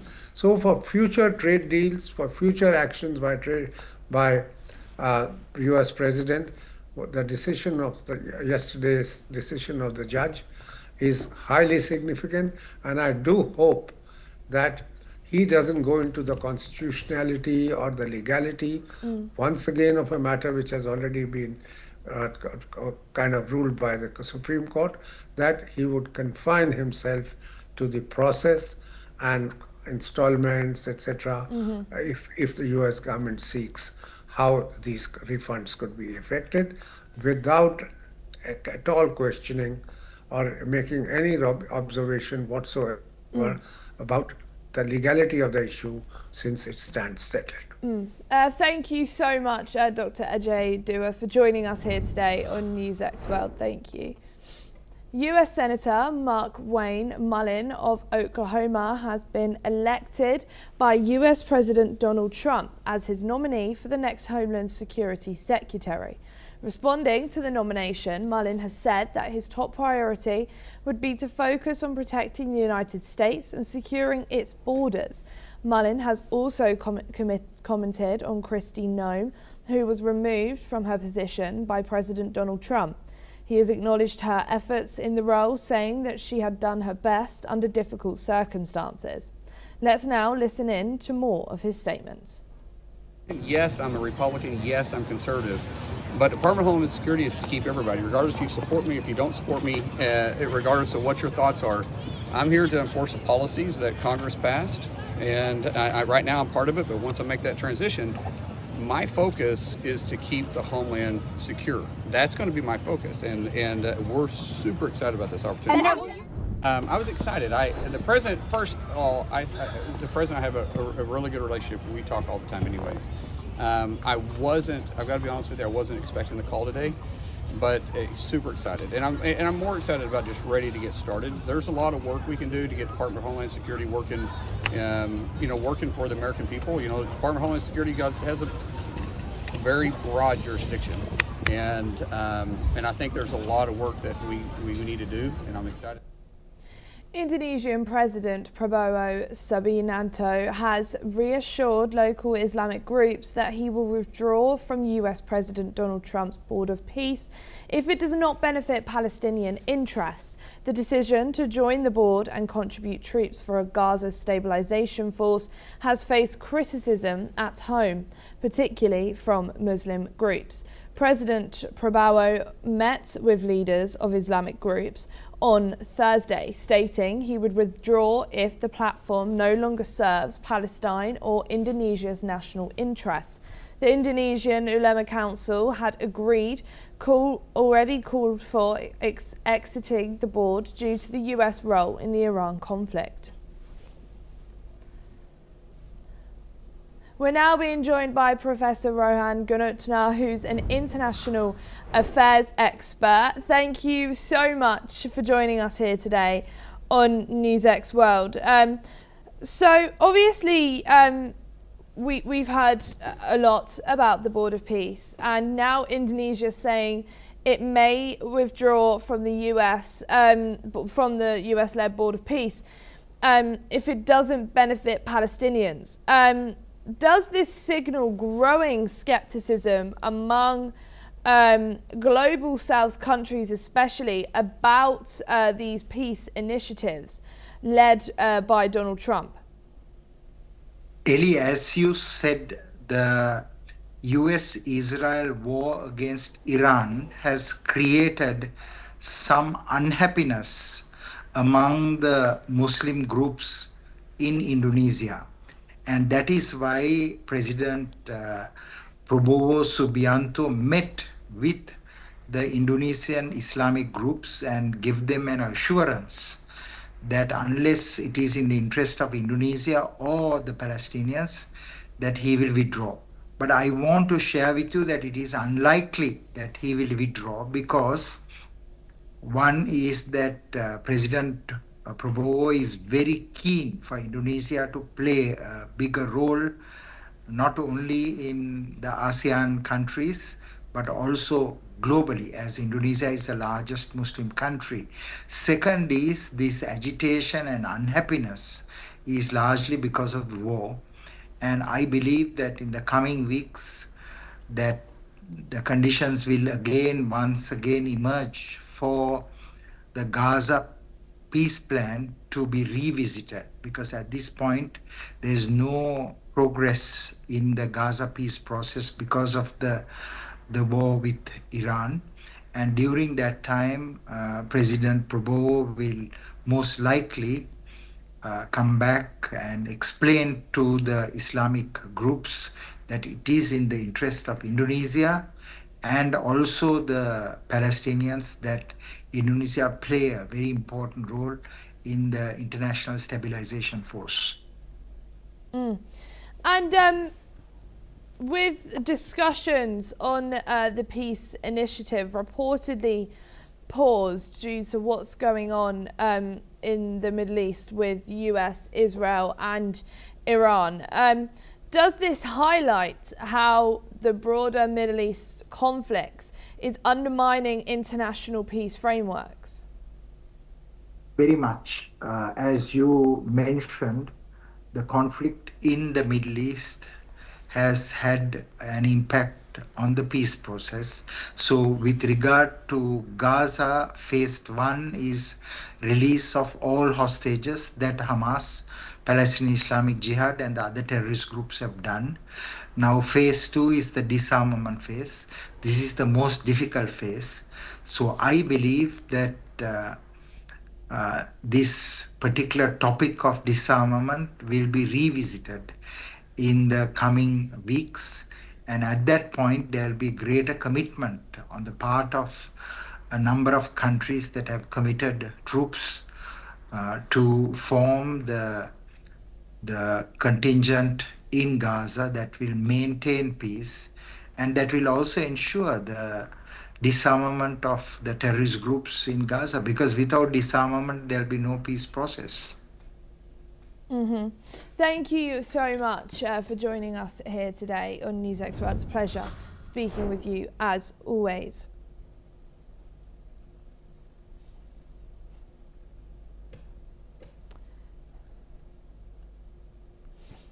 The European Union Foreign Policy Chief, KJ Kallas, and her Swiss counterparts, Ignacio Cassis, have signed a joint declaration that sees the EU and Switzerland have agreed to strengthen their cooperation on foreign policy, security and defence.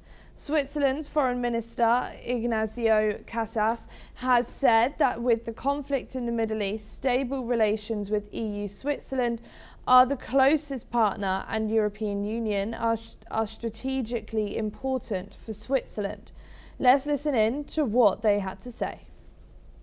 The recent military escalation between the United States, Israel and Iran shows one thing very clearly. Today, no regional conflict stays regional. Tensions in the Middle East affect Europe directly, our security, our energy supply, our trade routes, and our economic stability. In this context, stable relations with our closest partner, the European Union, are strategically important for Switzerland. We also signed a framework participation agreement that will make it easier for Switzerland to take part in EU civilian and military peace missions. Fair to say that in 1 week we delivered more progress in our partnership that we have seen over many years. EU and Switzerland are long-standing partners. Your contributions to EU operations in the Western Balkans and Africa are immensely important. And those who want to harm our democracies are not standing still. Neutrality is no obstacle to closer cooperation. That is also why the Swiss Parliament decision to ease arms export rules is a step in the right direction. This will support both Swiss industry and European security, and for EU it is important that Swiss exports can also reach all member states. Clashes across Sudan's southern Kordofan region killed at least 51 people as the army has said that it has recaptured the city of Bara on the road to Khartoum. Kordofan is currently the fiercest battlefield in the war raging between army and the Parliamentary Rapid Support Forces since April 2023. According to reports, the South Kordofan city of Dilling was rocked throughout the day on Thursday by artillery fire and drone strikes. The Sudanese authorities have reported that 28 people killed and 60 injured, including children and women. Vietnam's police-owned telecom operator Mobifone is in talks with the Chinese tech firms over new contracts to build parts of its 5G network, despite US warning of security risks following earlier deals. According to reports, the talks precede a planned visit to China by Vietnam's top leader to Lam in coming weeks. Any deal by Mobifone would follow market leaders Vitel and VMPT, which signed 5G supply contracts last year with ZTE and Huawei, in a notable shift from years of caution towards Chinese 5G technology amid warning bilateral ties. That's all we have time for this hour. Keep watching NewsX World for more news updates from around the world.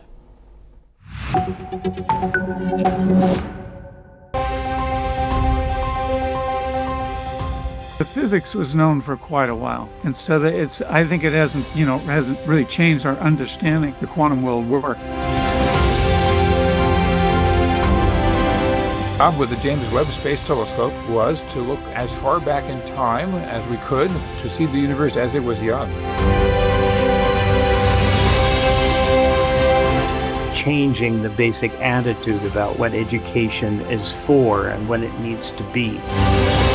Biology, medical studies, they make great progress.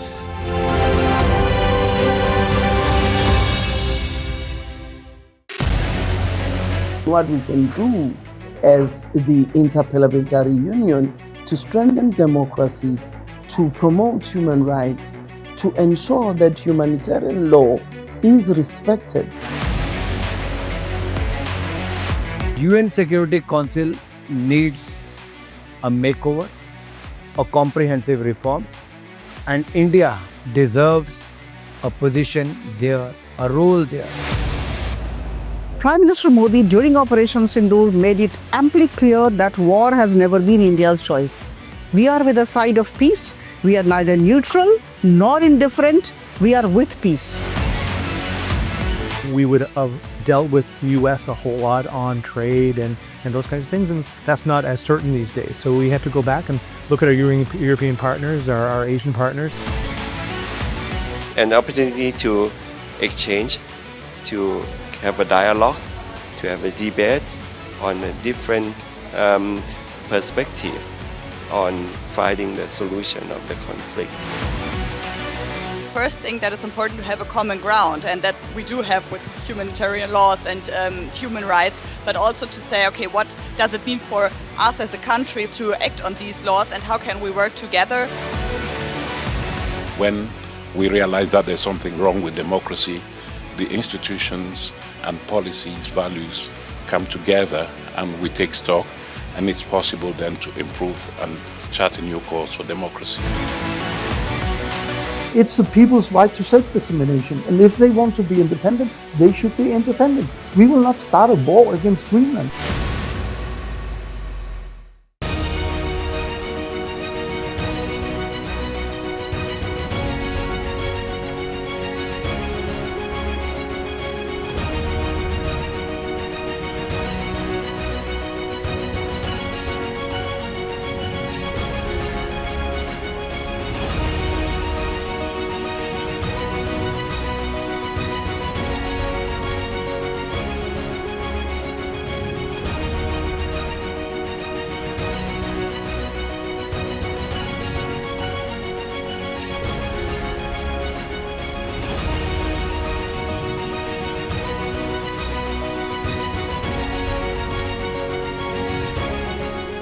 In the midst of this, life persists. In the midst of untruth, truth persists.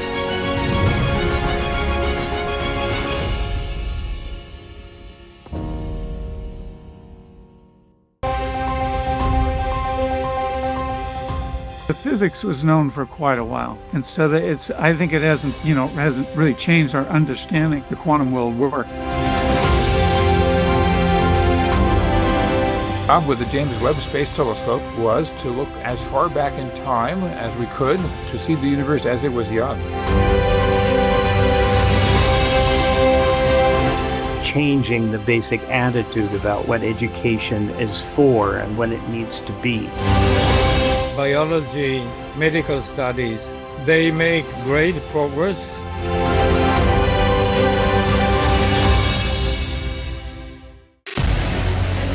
What we can do as the Interparliamentary Union to strengthen.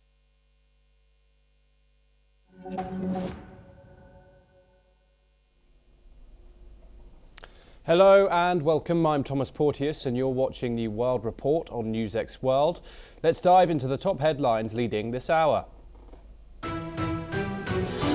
Israel carries out heavy airstrikes on Hezbollah-controlled southern suburbs of Beirut and launches a broad wave of attacks on infrastructure in Tehran.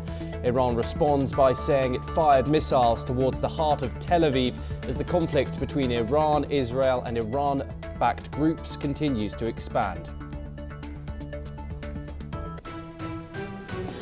Iran launches fresh missile strikes towards Israel, according to the Israel Defense Forces, as the conflict enters another day of escalation. Meanwhile, Saudi Arabia, Qatar and Bahrain say their air defense systems intercepted attacks overnight.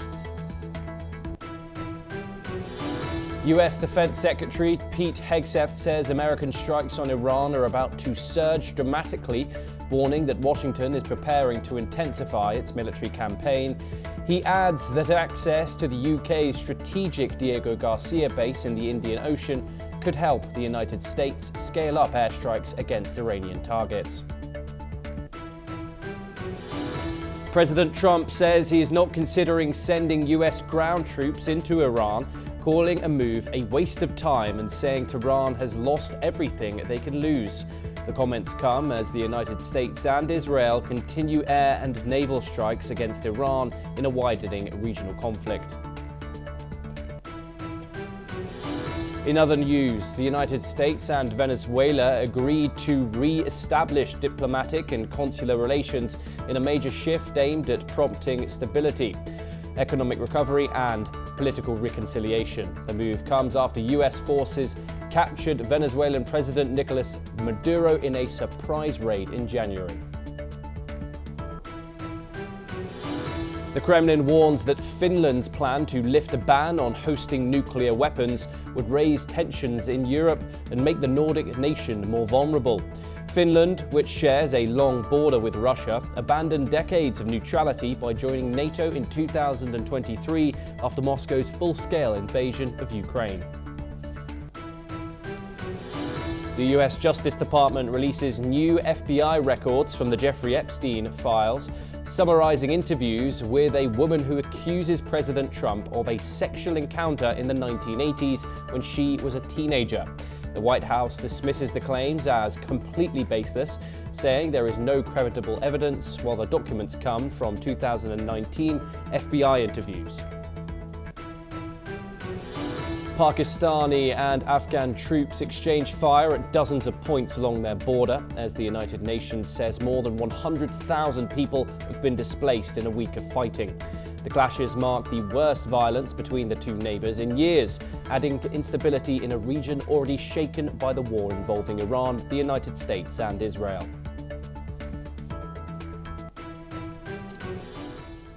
Those are the headlines. Now here on NewsX World, we are continuing to cover the unfolding war event by event as the clock ticks. We have some breaking news coming in to start this hour. The country of Azerbaijan has announced that it was withdrawing its diplomatic staff from Iran following Iranian drone attacks on an airport and a school in Azerbaijan's border region.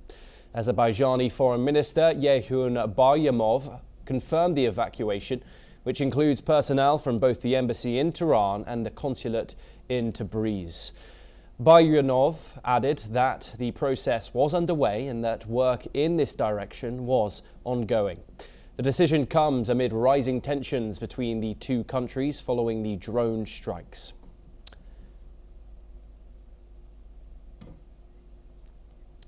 Next, we turn over to another country severely affected and implicated in this conflict. The Israeli military has launched a fresh wave of airstrikes targeting Hezbollah positions in southern Beirut. The Israel Defense Forces confirmed that they are hitting Hezbollah infrastructure in the Daya area, a stronghold of the group. Meanwhile, the Lebanese Prime Minister Nawaf Salam has raised alarms about a looming humanitarian disaster. He warned that mass evacuations ordered by Israel have led to widespread displacement, particularly from the southern suburbs of Beirut and southern Lebanon, areas heavily controlled by Hezbollah. Salam told foreign ambassadors that the situation could lead to unprecedented humanitarian and political consequences. Thousands of residents are fleeing these areas as the region faces growing instability from the ongoing conflict.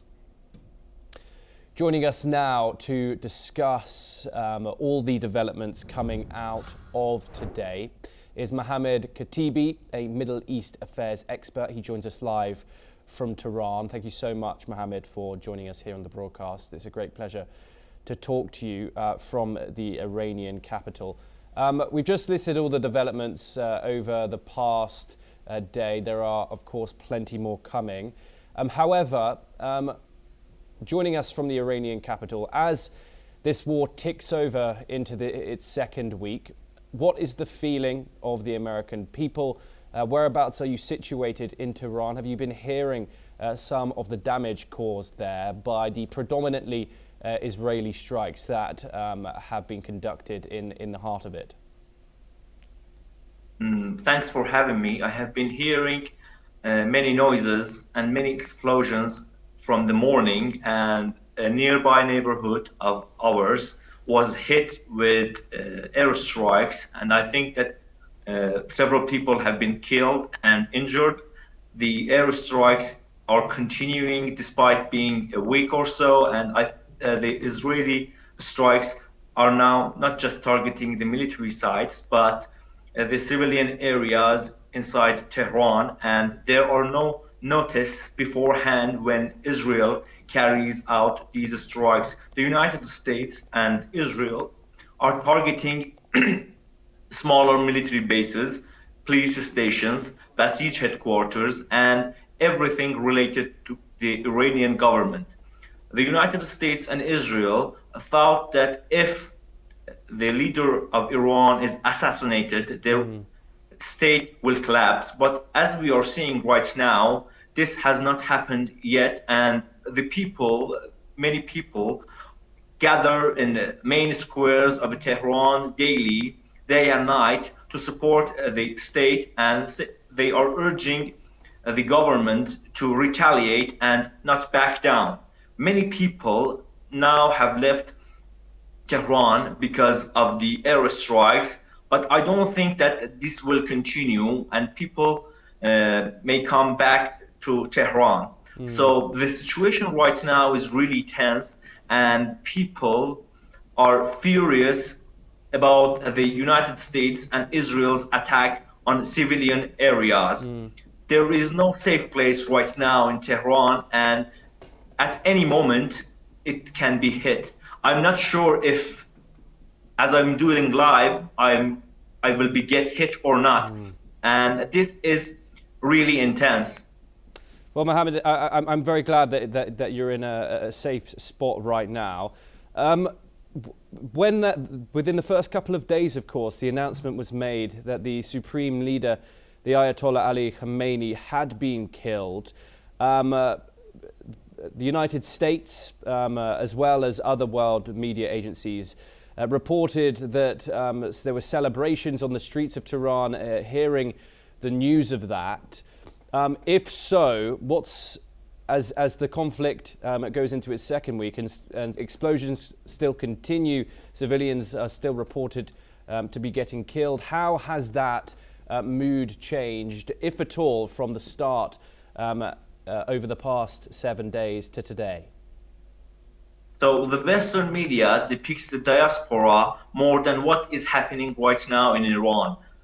And the celebrations inside Iran were relatively small, and compared to the pro-government rallies and also the gray zone or the neutral people who don't care about who will be the leader or no, they are against any attack by United States and Israel. And despite what Trump claims and what Netanyahu claims, no one in Iran wants a foreign entity to rule Iran or dictate its will on Iranian people. The Iranian people are the ones who should decide for themselves, and this is really clear about the will of the people of Iran, and the civilians are being killed, and this was not the things that anyone wanted in Iran. And this attack has brought people together to fight back United States and Israel. As I said, the plan is to divide Iran into 3 or 4 smaller states, and the Israeli side is actively pursuing this. And the United States, as in the news, is starting to provide weapons and training to Kurdish separatists, and this is not just for the Kurdistan region. There are many other separatist groups inside Iran which are now have become more active, and this is the reason that the United States attacked Iran. It wants a smaller, more controllable Iran and a divided Iran. Iranians know this and they are fighting against it, and this is why the regime has not collapsed yet, because there is a great support for the state.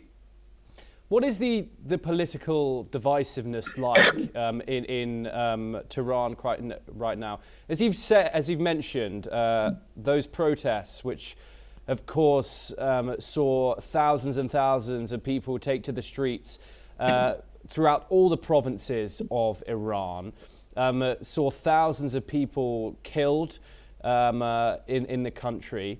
But in terms of appetite for a new regime, is that there from the majority of people? We of course saw a vocal amount of people come out on the streets at the start of 2026.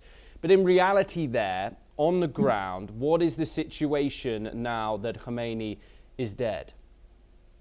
So about the protests in January, I should say that that protest started because of the cost of living problems, and that was hijacked by Israel and United States clearly, because former and current officials told that the Mossad agents are besides the protesters. And I know that many people are angry with the government, and that's true, because the living situation is really hard, not just for ordinary citizens, but everyone. Everyone is dealing with cost of living problems, and this is not just because of the government or its failure to rule, but because of the US sanctions and the US pressure on Iranian economy. So the people have economic grievances, and because of that, they took to the streets to protest. But soon this was hijacked by some violent people, and there was a call from opposition groups outside of the country, including Reza Pahlavi, which urged people to act violently. Violence never seen before. The protests in January was really violent. No Iranian have seen such violence in recent history, because people burned supermarkets, they burned banks, they maimed people. Mohammed, and of course, apologies to interrupt. 30,000 people were killed. Some are saying that that's a low estimate figure. If it did start in terms of the severity of the cost of living, it surely transpired into something much more than that. We saw images of the supreme leader being burnt. We saw, of course, an internet blackout, which remains partially in place across the country. Are you saying that it is only due to the Israeli and the American interception that the protests got in the way that they did? Because of the Israel.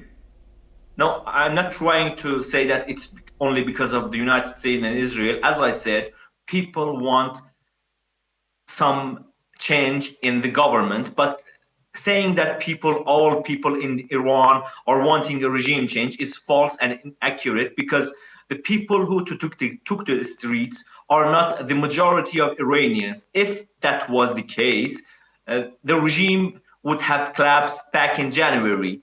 The crackdown, or what so many people are saying, and they are announcing 30,000 or more, does not have a factual basis, and many anti-Iranian propaganda channels and Trump are suggesting high numbers, but without providing any proof. And Iran's government have issued 33,000 people who were killed, and that number may be a little bit higher, but the issue is that no one other than the government has been able to provide names and identities of those who killed. And if that was the case, the other people like Trump or the anti-Iranian propaganda channels should have provided names and identities of those who were killed. 30,000 people in 2 days is really much. And I think that the reason is to compare this to the genocide in Gaza, and Israel and the United States are trying to use these numbers as a reason to attack civilian areas right now in Iran. Okay, Mohammed, do stay with us. Thank you very much as well for taking the time, but we are moving on to our next story, so stay with us as we turn over to Egypt, where the President Abdel Fattah el-Sisi has revealed that the country is embarking on an honest and sincere mediation effort to end the ongoing Iran war, warning that the continuing conflict will come at a high price. Egypt, alongside Turkey and Oman, is trying to convince parties to accept mediation and avoid escalation. The key issues include Iran's nuclear program, its stock of enriched uranium, and maritime security in the Gulf. Reports say that the mediation effort is in its early stages, with Egypt also trying to persuade Gulf Arab states to exercise restraint. The economic impact of the war is being felt in Egypt, which is struggling with economic challenges and the sliding value of the Egyptian pound. El-Sisi has warned of possible price increases and urged authorities to combat price manipulation. Mohammed joins us once again to discuss this. Mohammed, we've now seen 13 countries, I won't say dragged into this war, however, 13 countries have now seen military action taken inside them, whether that be a US base, a US consulate. Nonetheless, 13 countries have had, some could say, their sovereignty violated as a consequence of this conflict. Are you concerned about Iran alienating people in the region, even due to the fact that Iran did warn that if the United States or Israel did take military action, this would indeed be the response? So, as you said, Iran has warned that any attack on its sovereign territory will be responded like never seen before. And the assassination of Islamic Republic's leader was a great escalation, and this is important to all of the Iranians, whether being pro-regime or anti-regime. They all are confused and they want angry as well, and they want retaliation, because this what has to end, because if Iran does not respond to these aggressions, there will be more. And Iran is conducting these kinds of operations in order to deter further escalation. Iran has not yet attacked economic infrastructure in the region, and it has not violated everything, but it has conducted strikes against US bases and Israeli interests, as well as US assets in the region. Iran could have done much more, and it could have launched attacks against the infrastructure in the region, but Iran does not want a regional war. It wants the war to stop and its honor to be restored, because the dignity of Iran has been damaged because of the US and Israeli strikes against Iran, as well as assassination of its leader. These will continue as long as it takes, because people in Iran are still angry and furious because of the assassination of the leader. So if the United States and Israel stop these attacks, Iran may consider a ceasefire. But right now that United States and Israel are continuing to attack Iran, Iran will not stop right here.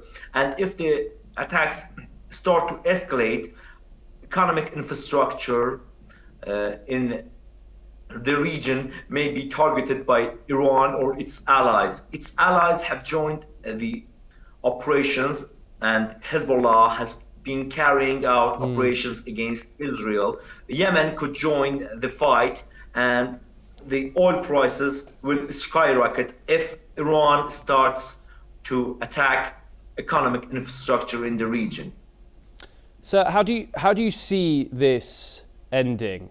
The United States, of course, the world's military hegemon, and Israel, of course, has an extremely advanced military. Regime change here, it could be seen as a crucial aim to the American and the Israeli objectives here. Do you see that at all possible, given the current status of Iran, how its people feel?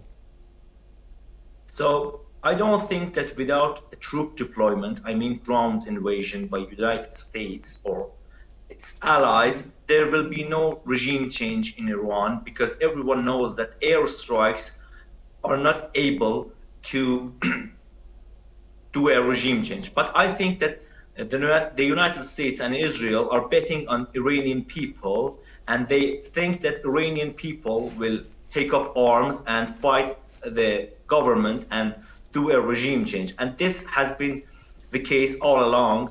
As I said, during the January protests, this was the case.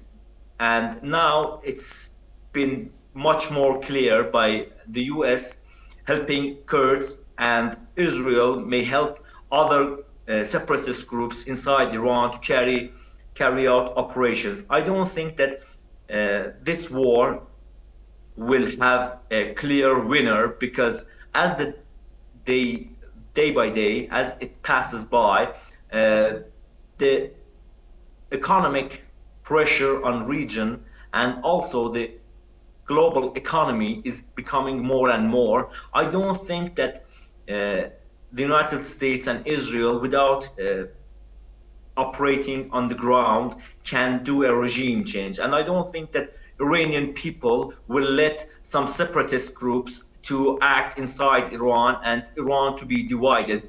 Everyone knows that the aim is to divide and control Iran. Iranians are against this and will continue to fight separatism. Thank you so much for taking the time here on NewsX World. It's a pleasure to talk to you, Mohammed Khatibi. Do stay safe as we move forward. To our next story, we continue to cover the fallout overseas and in the Middle East. London police have arrested 4 men on suspicion of aiding Iran by spying on the Jewish community in the UK capital. Counter-terrorism forces detained 1 Iranian national and 3 dual British-Iranian nationals early on Friday as part of a long-running investigation under the National Security Act. The suspects allegedly conducted surveillance on locations and individuals linked to the Jewish community. Searches are ongoing, and 6 other men have also been taken into custody on related offences. Police urge the public, especially the Jewish community, to stay vigilant and report any concerns to authorities. We have more reactions coming out. The United Nations Human Rights Chief Volker Turk has called for an immediate de-escalation of the ongoing conflict in the Middle East. Turk urged the warring parties to give peace a chance and stressed the importance of cool heads prevailing to prevent further civilian devastation. In a separate statement, Turk also emphasized the need for a prompt, transparent and impartial investigation into the deadly school strike in Iran, urging the United States to move quickly with its probe. Let's take a listen in to his statements. I urge the states involved to take immediate steps to de-escalate, to give peace a chance, and on other states to call clearly on those involved to pull back. Cool heads must prevail if we are to prevent further terror and devastation for civilians. We move on now, and according to Russia's defense ministry, Moscow and Kyiv exchanged 300 prisoners of war each. This marks the second round of swaps, bringing the total number of exchanged soldiers to 500, following a previous exchange of 200 POWs on March the 5th. The swaps are part of an agreement reached in Geneva. The effort aims to ease tensions and support humanitarian initiatives between Russia and Ukraine. Joining us now to give us the latest on this is Roshan Gidwani, a correspondent for NewsX World. Thank you very much, Roshan, for joining us. What more can you tell us, and how important are these prisoner of war exchanges in the grand scheme of things when bringing an end to this conflict? I'm not sure that this is essentially going to be the end of the conflict. What I can tell you is, whilst this is very fortunate for those prisoners of war, essentially it is a political play. Viktor Orban is the Prime Minister of Hungary. He's set to, essentially run for elections very soon. His elections, however, aren't going very well. I'm literally looking at an article right now. Viktor Orban is going down swinging, but he is an ally of Vladimir Putin from Russia. Now, these two essentially individuals, leaders of their countries, since they're allies, want to work together to kind of curry favor to Viktor Orban so that he can say while he's running for his elections, look at what I did with the Russia-Ukraine situation. So whilst it is very fortunate that these prisoners of war are essentially being given the opportunity to go home, it is just a political play at the end of the day. Back to you, Tom. Roshan, thank you so much for giving us the latest on that. Great pleasure to speak to you, as always. We now move on to further updates coming from Europe's east, where the Kremlin has warned that Finland has been hosting nuclear weapons and that would pose a significant threat to Russia's national security. This comes amid growing tensions between Russia and the West, particularly following Finland's accession to NATO. Kremlin spokesperson Dmitry Peskov emphasized that such a move would escalate military tensions in the region. The warning underscores Russia's concern over NATO's increasing presence near its borders, which it perceives as a destabilizing factor. However, Finland has defended its decision, citing its right to secure its own defense. This standoff reflects the broader geopolitical struggles in Europe. Well, that is all that we have time for this hour. Keep watching NewsX World for more international news updates.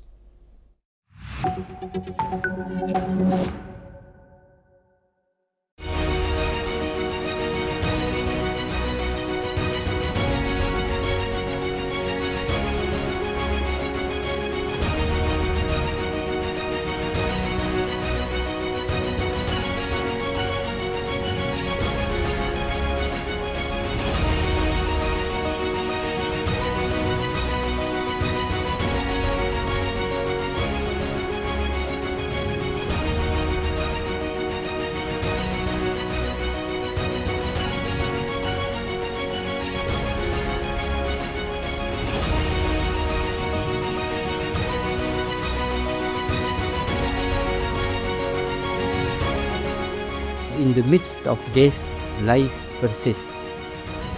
In the midst of untruth, truth persists.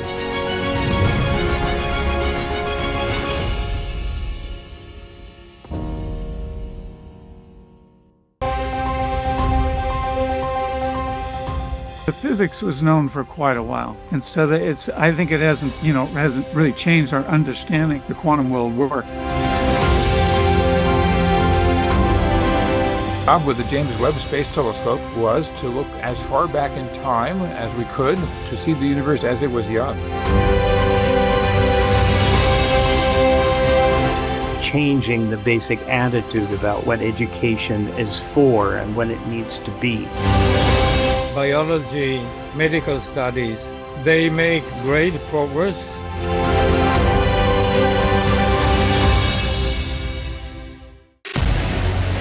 What we can do as the Interparliamentary Union to strengthen democracy, to promote human rights, to ensure that humanitarian law is respected. UN Security Council needs a makeover, a comprehensive reform, and India deserves a position there, a role there. Prime Minister Modi during Operation Sindoor made it amply clear that war has never been India's choice. We are with the side of peace. We are neither neutral nor indifferent. We are with peace. We would have dealt with the U.S. a whole lot on trade and those kinds of things, and that's not as certain these days. So we have to go back and look at our European partners, our Asian partners. An opportunity to exchange, to have a dialogue, to have a debate on a different perspective on finding the solution of the conflict. First thing that is important to have a common ground, and that we do have with humanitarian laws and human rights, but also to say, okay, what does it mean for us as a country to act on these laws and how can we work together? When we realize that there's something wrong with democracy, the institutions and policies, values come together and we take stock, and it's possible then to improve and chart a new course for democracy. It's the people's right to self-determination, and if they want to be independent, they should be independent. We will not start a war against Greenland.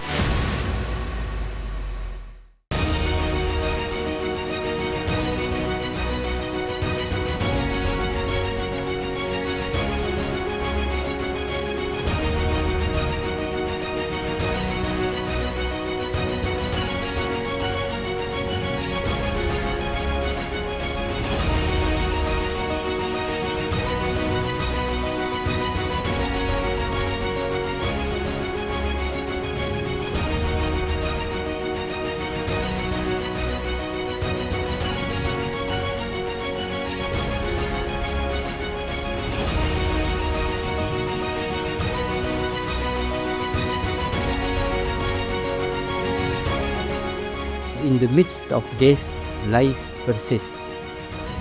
In the midst of untruth, truth persists.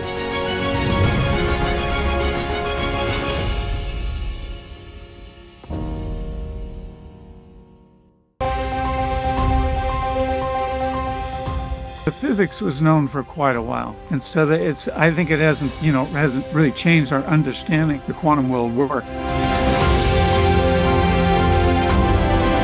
The job with the James Webb Space Telescope was to look as far back in time as we could to see the universe as it was young. Changing the basic.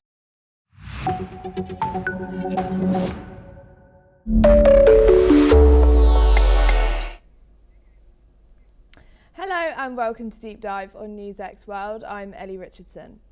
One of today's top story is the latest crisis in the Strait of Hormuz, one of the world's most important energy choke points, and it is currently at the center of a major global disruption. Let's dive deeper into the energy crisis that is taking place.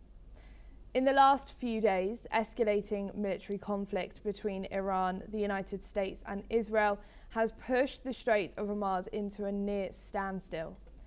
Iran's Islamic Revolutionary Guard Corps has issued warnings and radio announcements stating that vessels linked to the United States, Israel, Europe and their supporters will not be permitted to transit through the strait.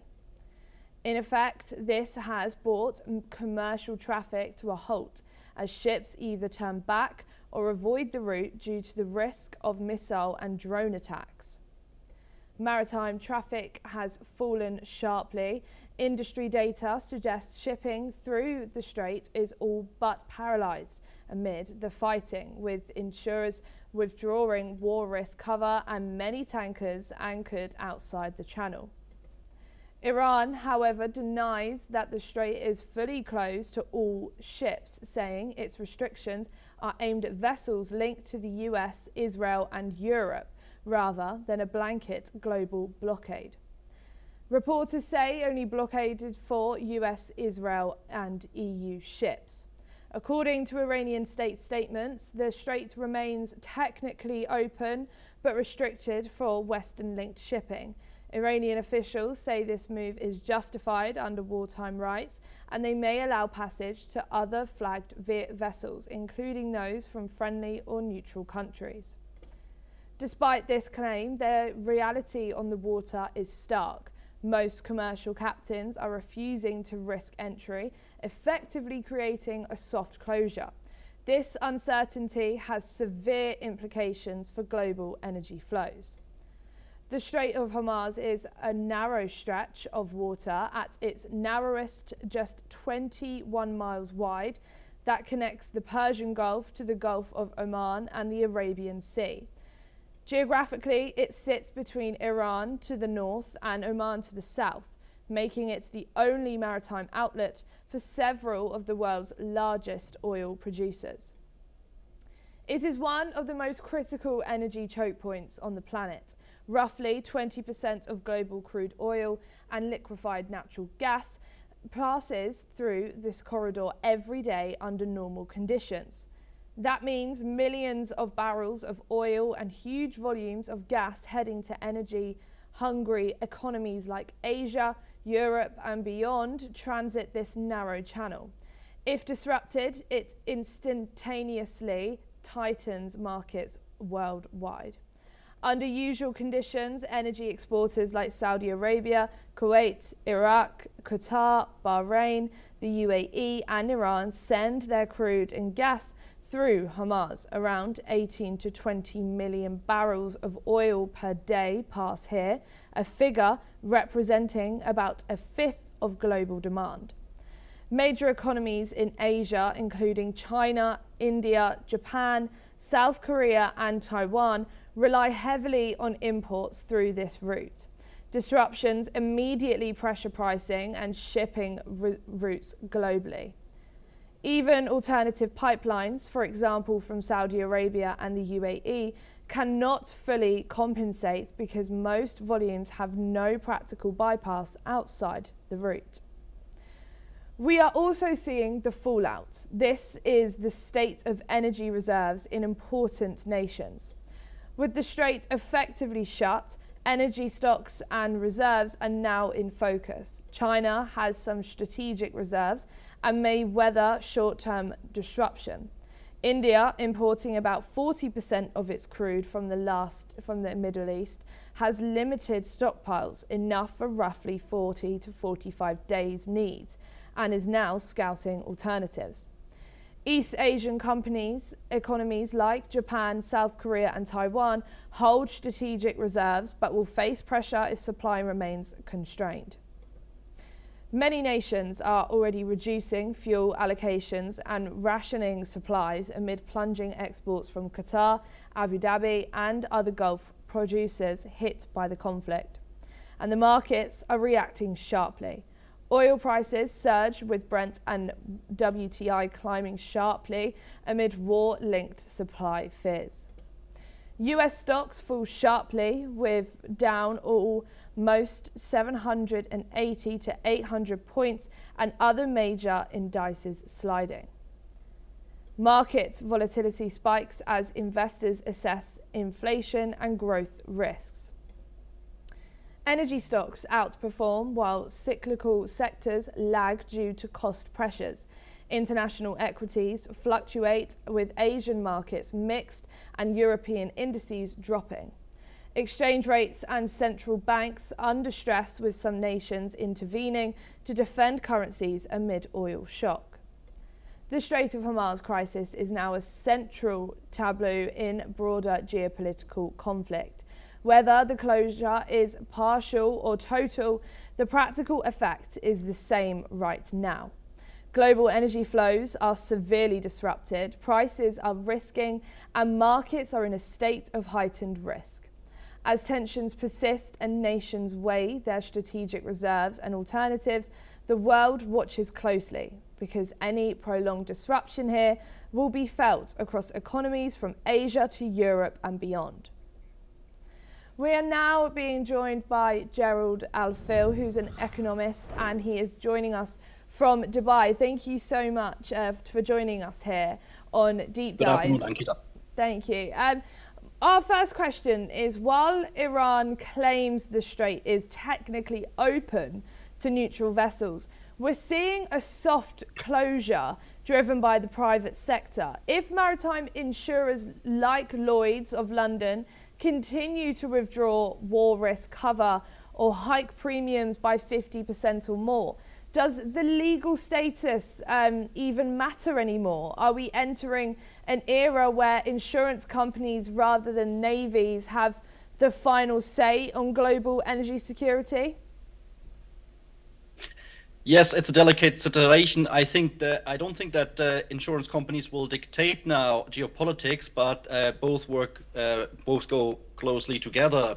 Also, if you look in the past when there was a rise of piracy at the Horn of Africa, insurance companies likewise said we either have to pull out or there's a solution. And then internationally, many states work together to send more Navy ships to the Horn of Africa to end the problem with piracy. Now, going back to the Straits of Hormuz, technically open, yes, the shipping has obviously declined by 70%, but here in the UAE, the UAE State News Agency, WAM, reported that both the UAE and Oman, the Sultanate of Oman, the Gulf state Oman, are patrolling the Strait of Hormuz and also trying to reinstall the security here.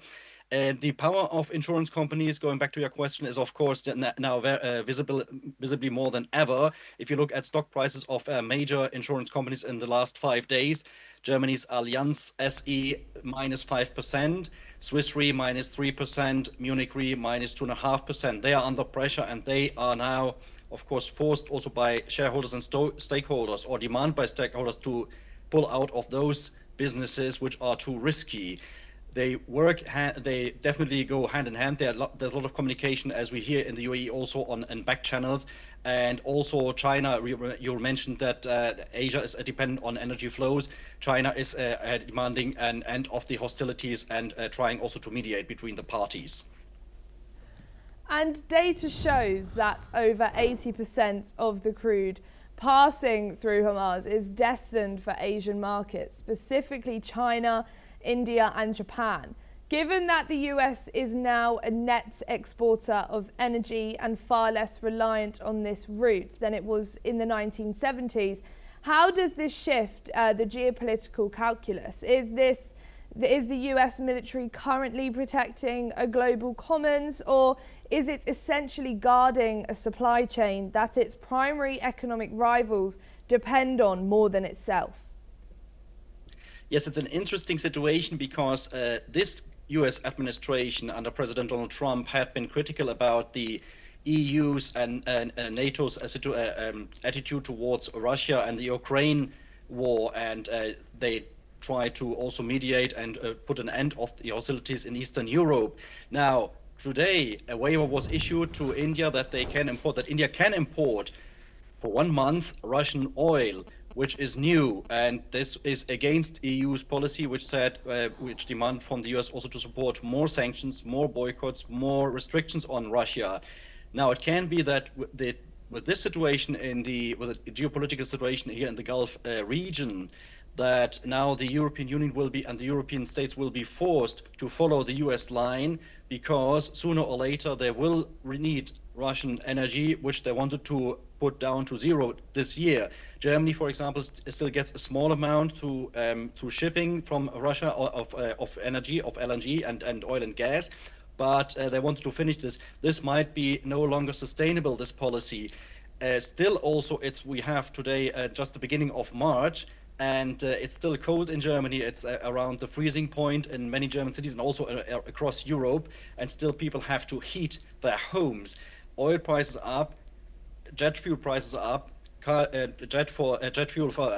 petrol prices for cars are up, so everything is now up, and all goods which are transported have to be also transported with means of transport which are dependent on petrol. That means sooner or later the Europeans have to see where they get their oil and gas from. Algeria is a big winner in this situation because Algeria has doubled and tripled its energy supply to European states like Spain, France and Italy, but it will not be sufficient to mitigate the losses which are coming to a total shutdown of Russian supply. Asia, of course, is in a delicate situation, and I want to also emphasize one thing here in the whole discussion. Alternative energies do not play any role in the whole discussion. It's interesting because we were bombarded in the last 10 years that solar energy, wind energy, bioenergy is the future. Now, this geopolitical conflict shows that we are very much dependent still on the traditional carbon energy means and shipping routes. So there's obviously still no alternative to oil and gas and LNG. Much of the focus is on oil, but this strait is also the exit point for nearly 20% of the world's liquefied natural gas, primarily from Qatar. Since LNG cannot be easily rerouted via pipelines like oil can, and global inventories are already tight, could a prolonged Hormuz crisis trigger a gas-to-power crisis in Europe and Asia that is actually more permanent and damaging than the spike in crude prices? It could be a scenario. However, China has, for example, discovered more oil and gas fields on its own territory. So there are tremendous efforts also to reduce dependency on LNG shipping from the Middle East. Qatar, interestingly, shares the northern gas field with Iran. The northern gas field in the Arabian Gulf is the biggest non-associated gas field. That means there is only gas, there's no mix of oil and gas, which makes the extraction quite cheap and attractive.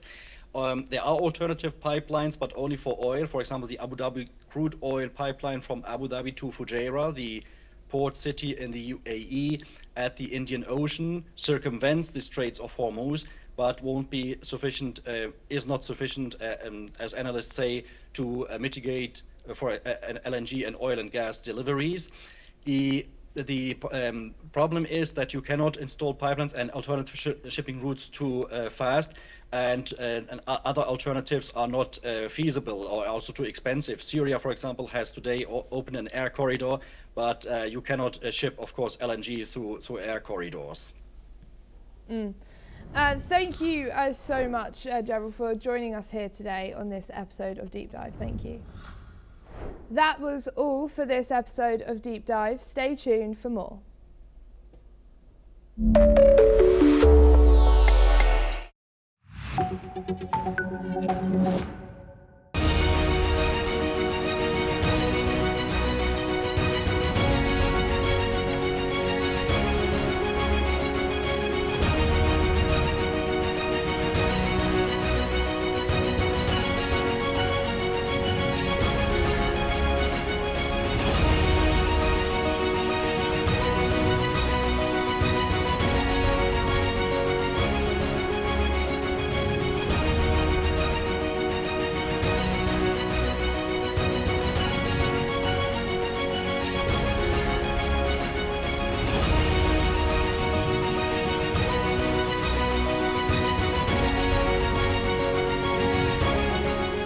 In the midst of death, life persists. In the midst of untruth, truth persists.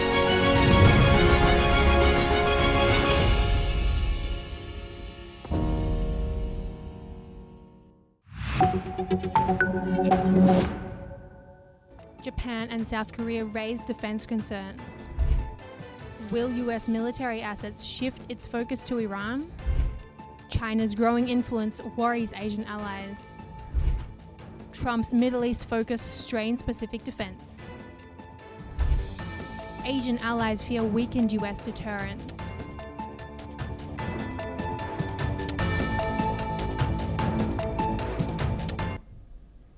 Hello, I'm Ruby Barlow and you are watching another episode of Explained with me.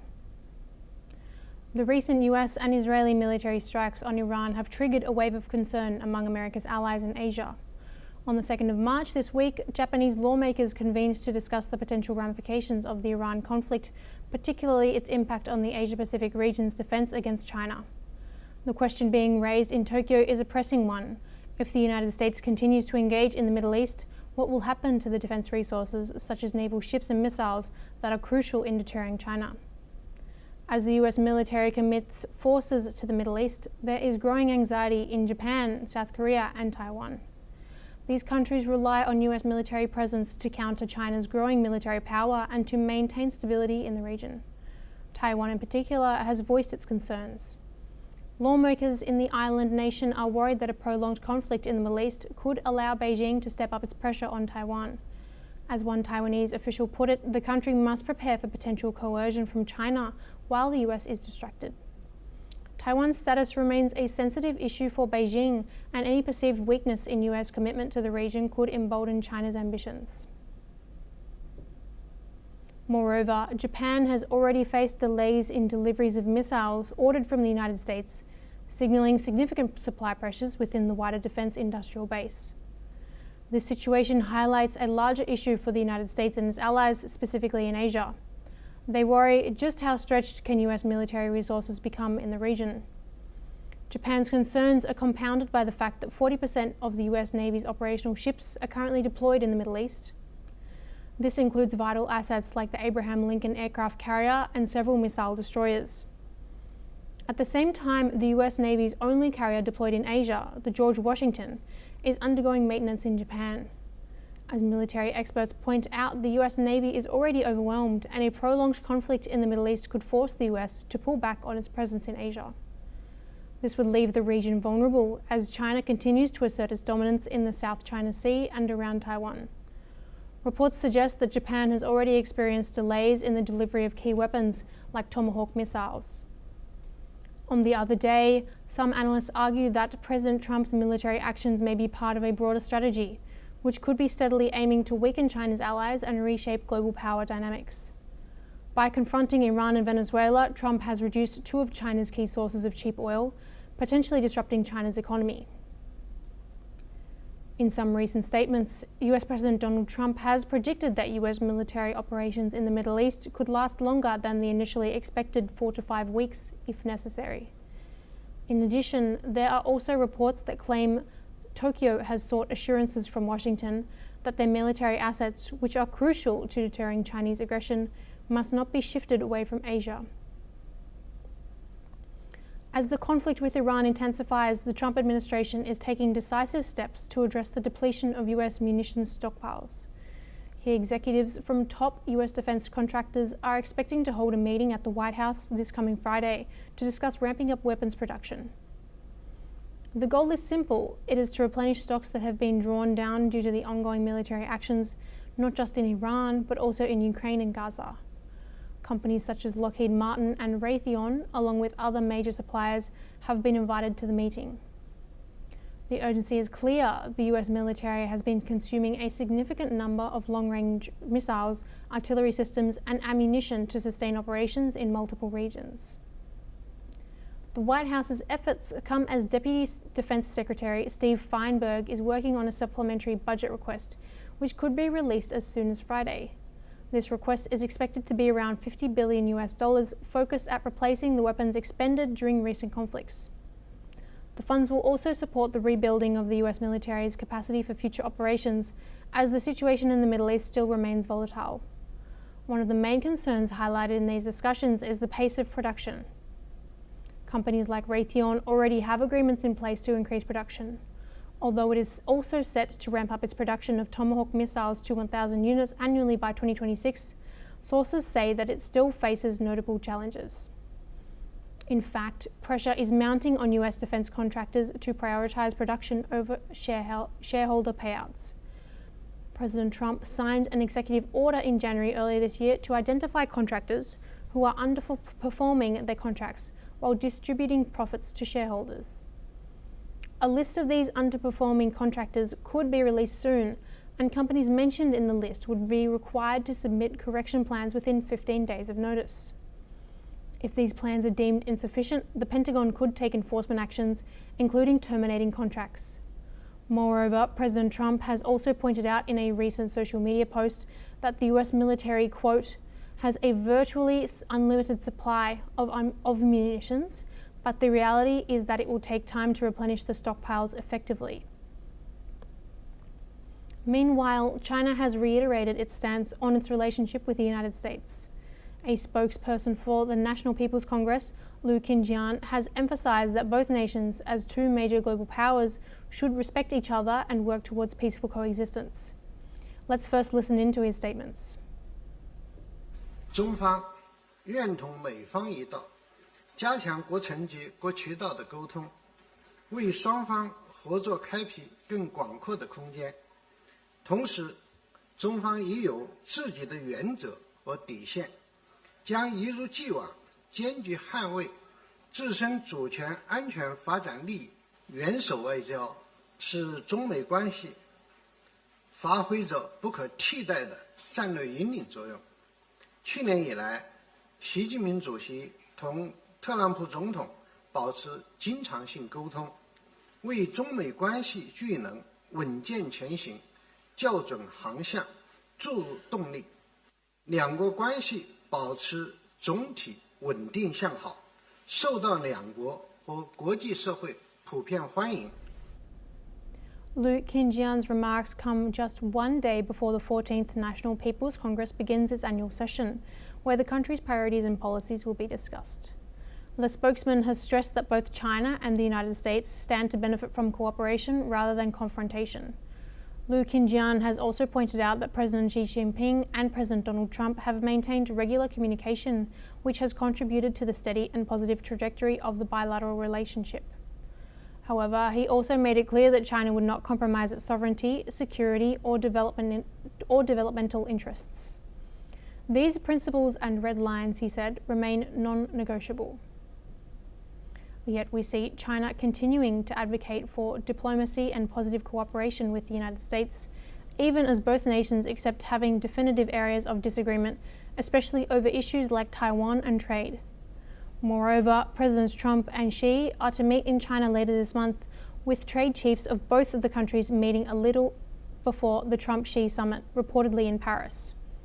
These talks would significantly affect how the tensions will be mitigated in the Asia-Pacific region, and how the US will navigate its military challenges amid a flurry of conflicts. That's all that we have time for this episode of Explained.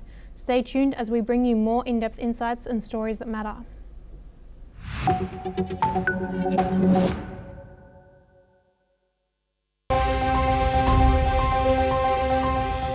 The physics was known for quite a while, and so that I think it hasn't really changed our understanding the quantum world work.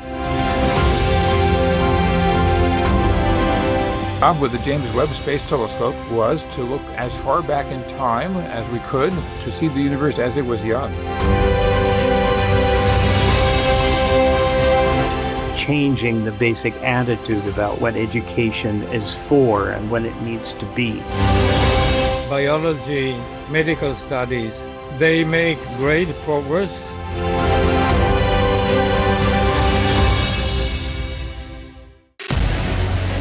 What we can do as the Interparliamentary Union to strengthen democracy, to promote human rights, to ensure that humanitarian law is respected.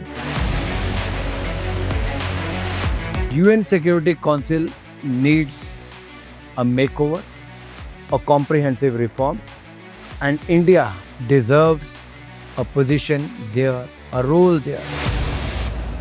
Prime Minister Modi during Operation Sindoor made it amply clear that war has never been India's choice. We are with the side of peace. We are neither neutral nor indifferent. We are with peace.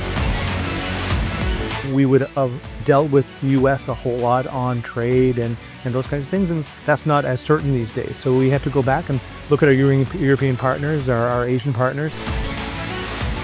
An opportunity to exchange, to have a dialogue, to have a debate on a different perspective on finding the solution of the conflict. First thing that is important to have a common ground, and that we do have with humanitarian laws and human rights, but also to say, okay, what does it mean for us as a country to act on these laws and how can we work together? When we realize that there's something wrong with democracy, the institutions and policies, values come together and we take stock, and it's possible then to improve and chart a new course for democracy. It's the people's right to self-determination, and if they want to be independent, they should be independent. We will not start a war against Greenland.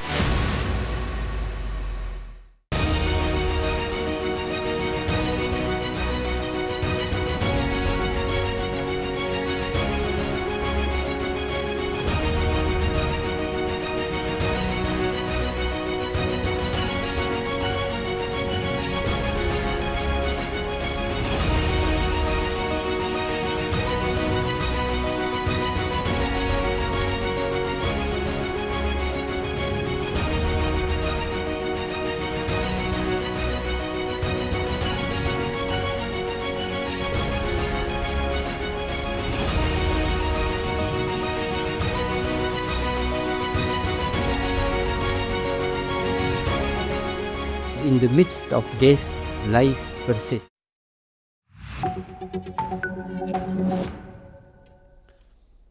Hello and welcome. I'm Thomas Porteous. You're watching the World Report on NewsX World.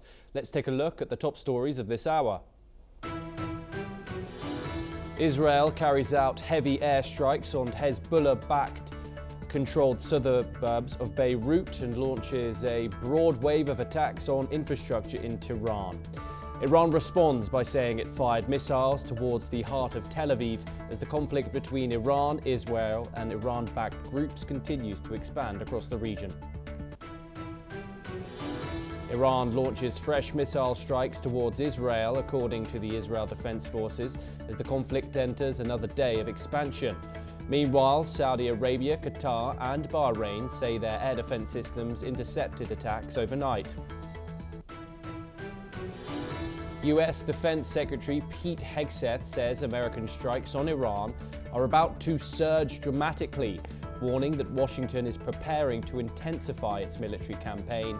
He adds that access to the UK's strategic Diego Garcia base in the Indian Ocean could help the United States. President Trump says he is not considering sending US ground troops into Iran, calling such a move a waste of time and saying Tehran has lost everything they can lose.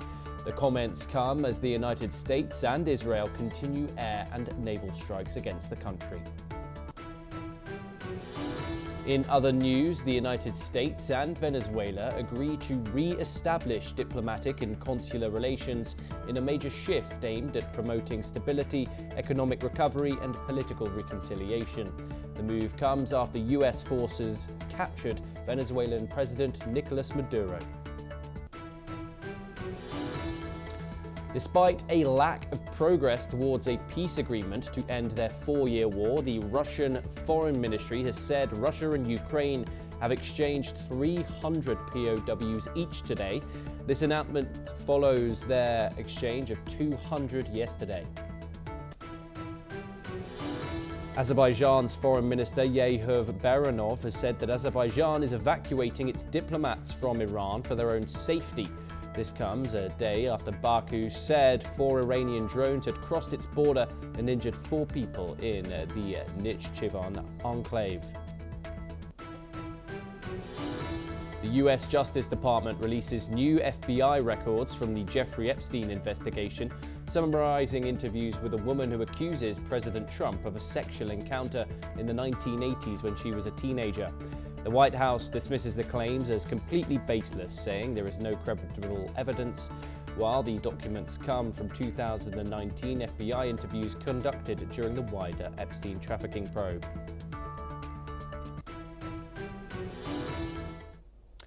Now, we start today with the escalating situation in the Middle East, which has seen in total 13 countries bombed, Tehran and Beirut at the center of the Israeli campaign today. We have some response coming from the Israeli side in the most recent comments. A senior Israeli official has said that the Israeli-US campaign against Iran is progressing much better than anticipated. The official highlighted the smooth execution of the operations, noting the complexity of the coordination and the heavy payloads being dropped. While stressing that much work remains, the official described the early achievements as quote-unquote epic. Meanwhile, the US Central Command reported that Iranian targets are being decimated by American forces. CENTCOM's statement emphasized the overwhelming military power being used to target key Iranian positions, with ongoing operations aimed at further weakening Iran's military infrastructure. According to US officials, the success of these operations has been pivotal in advancing the campaign. Joining us to discuss the statements coming from the Israeli ministry is Yossi Kopawasa, an Israeli intelligence and security expert. He joins us live from Tel Aviv. Thank you so much, Yossi, for joining us. These statements coming out of this Israeli official, what would success look like at this stage? Apparently the campaign against Iran is progressing much better than anticipated. Now, following the killing of the supreme leader, what does that mean? Well, we are working on a two-pronged effort. One effort is to weaken the regime itself and to hit the leadership and the organizations that support it, the security organizations. And we have really impressive success in that. We're not only eliminating the leader, the supreme leader, but eliminating many of its advisors and the supporters, and hitting many bases of the IRGC, the Revolutionary Guards, and the Basij that serve as the security forces that support the regime. That's an ongoing effort. And the other effort is to minimize the capabilities of the Iranian regime to hit us and its neighbors and its other neighbors. And we are making a very impressive progress in this effort as well. We hit 300 heavy missiles launchers, and many missiles themselves were hit as well. We hit the nuclear facilities that were left after the operation in June 2025. We are hitting industrial facilities that are used for the purpose of developing and producing those weapons. So it's a very impressive result. And we take advantage of the fact that we have managed to establish air superiority in most of the Iranian territory, so that we can fly not only attack from standoff, but also attack from stand-in against most of these targets. What a major event, of course, of this war so far, if not the major event, has been the killing of the Iranian supreme leader, the Ayatollah Ali Khamenei. What have been both the benefits of this and the possible risks that one could equivalate it to decapitating the Iranian regime might bring? Well, first of all, it's an opportunity. It's an opportunity for the people of Iran, once we finish the bombardment of and weakening of the Iranian security apparatuses, to go out to the streets and take over the regime. That's a big opportunity. In the meanwhile, there is a situation where we see two options in front of, especially of the United States. They have to decide. One is to really keep on paving the ground for the people of Iran to take over. And the other is to make a deal with somebody who's going to replace the supreme leader and be manageable and acceptable by the United States. I think this is a little bit far-fetched, but this can happen, and definitely it seems that President Trump is interested in such an arrangement that would enable the Iranian state to avoid chaos, because there's a fear that if we let the people take over, because they are divided and not organized well enough, that will end up with chaos. So President Trump is definitely prefers to find somebody from within the regime that he can work with. He has already made it clear that he doesn't think that the son of the supreme leader, of the late supreme leader, is fit for the job, but he's willing to consider other candidates for this job. And the problem is that almost all of the candidates are part and parcel of the regime itself. They believe in the radical approach of this regime, maybe the more moderate version of this radical approach, but still within the framework of this radical approach, which makes it a very difficult job to find somebody who's acceptable. Do you think that those actions then, killing the Ayatollah as early as the second day of the conflict, was a good move, or does it risk overcomplicating this war and possibly stretching it out? Considering, of course, that we're not seeing any ground troops in Iran as of yet, neither from the Israelis or from the Americans. Donald Trump even said today that he doesn't intend to put any troops on the ground. Neither does Israel. Nobody wants to put the boots on the ground, because we all believe that if there is going to be a revolution, it should be conducted by the people of Iran for their own interest and not by any foreign force. And the problem is that they are not organized and they are not ready yet to do the job. And but taking out Khamenei and not on the second day, and the first day, and the first move of this operation was the right thing, because otherwise we would not be able to reach him. He would probably hide somewhere and nobody would be able to reach him. So it was a golden opportunity that was taken advantage of by Israel and the United States in the opening attack of this operation. And now there is a chance that there's going to be a better leader for Iran. We hope that it's not going to be somebody from within the regime, but we'll see what the United States is going to say, because it's a joint operation. We have to listen to our partners as well. Anyhow, I think that any alternative is better than Khamenei. He was a very radical leader of Iran that was committed to building those nuclear capabilities, ballistic missile capabilities, the proxies around us, all those terror organizations that were cooperating with the Iranian regime. We are putting an end to all this structure, and we hope that the next leader of Iran will not try to rebuild it. Okay, Yossi, stay with us. We're turning over to some further updates coming out of the conflict. Iran's army has confirmed it attacked US military bases in Kuwait on Friday, targeting them with a large number of destructive drones. According to Iranian state media, the ground forces launched the strikes, marking a significant escalation in the ongoing conflict. The Iranian army stated that these attacks will continue in the coming hours. The move comes as tensions between Iran and the US escalate, with both sides increasing their military actions in the region. Yossi joins us once again. Yossi, Kuwait, among other countries in the Gulf which are being struck, importantly Kuwait as well as Saudi Arabia, among other powerful Gulf countries which are currently in the middle of that conflict, are not a member of the Abraham Accords. Of course, Donald Trump and Israel's aim is to get more Arab countries like the ones mentioned into those agreements. Do you think that this conflict has likely increased the chances of expanding that agreement, or put things on hold further when it comes to recognition from these countries?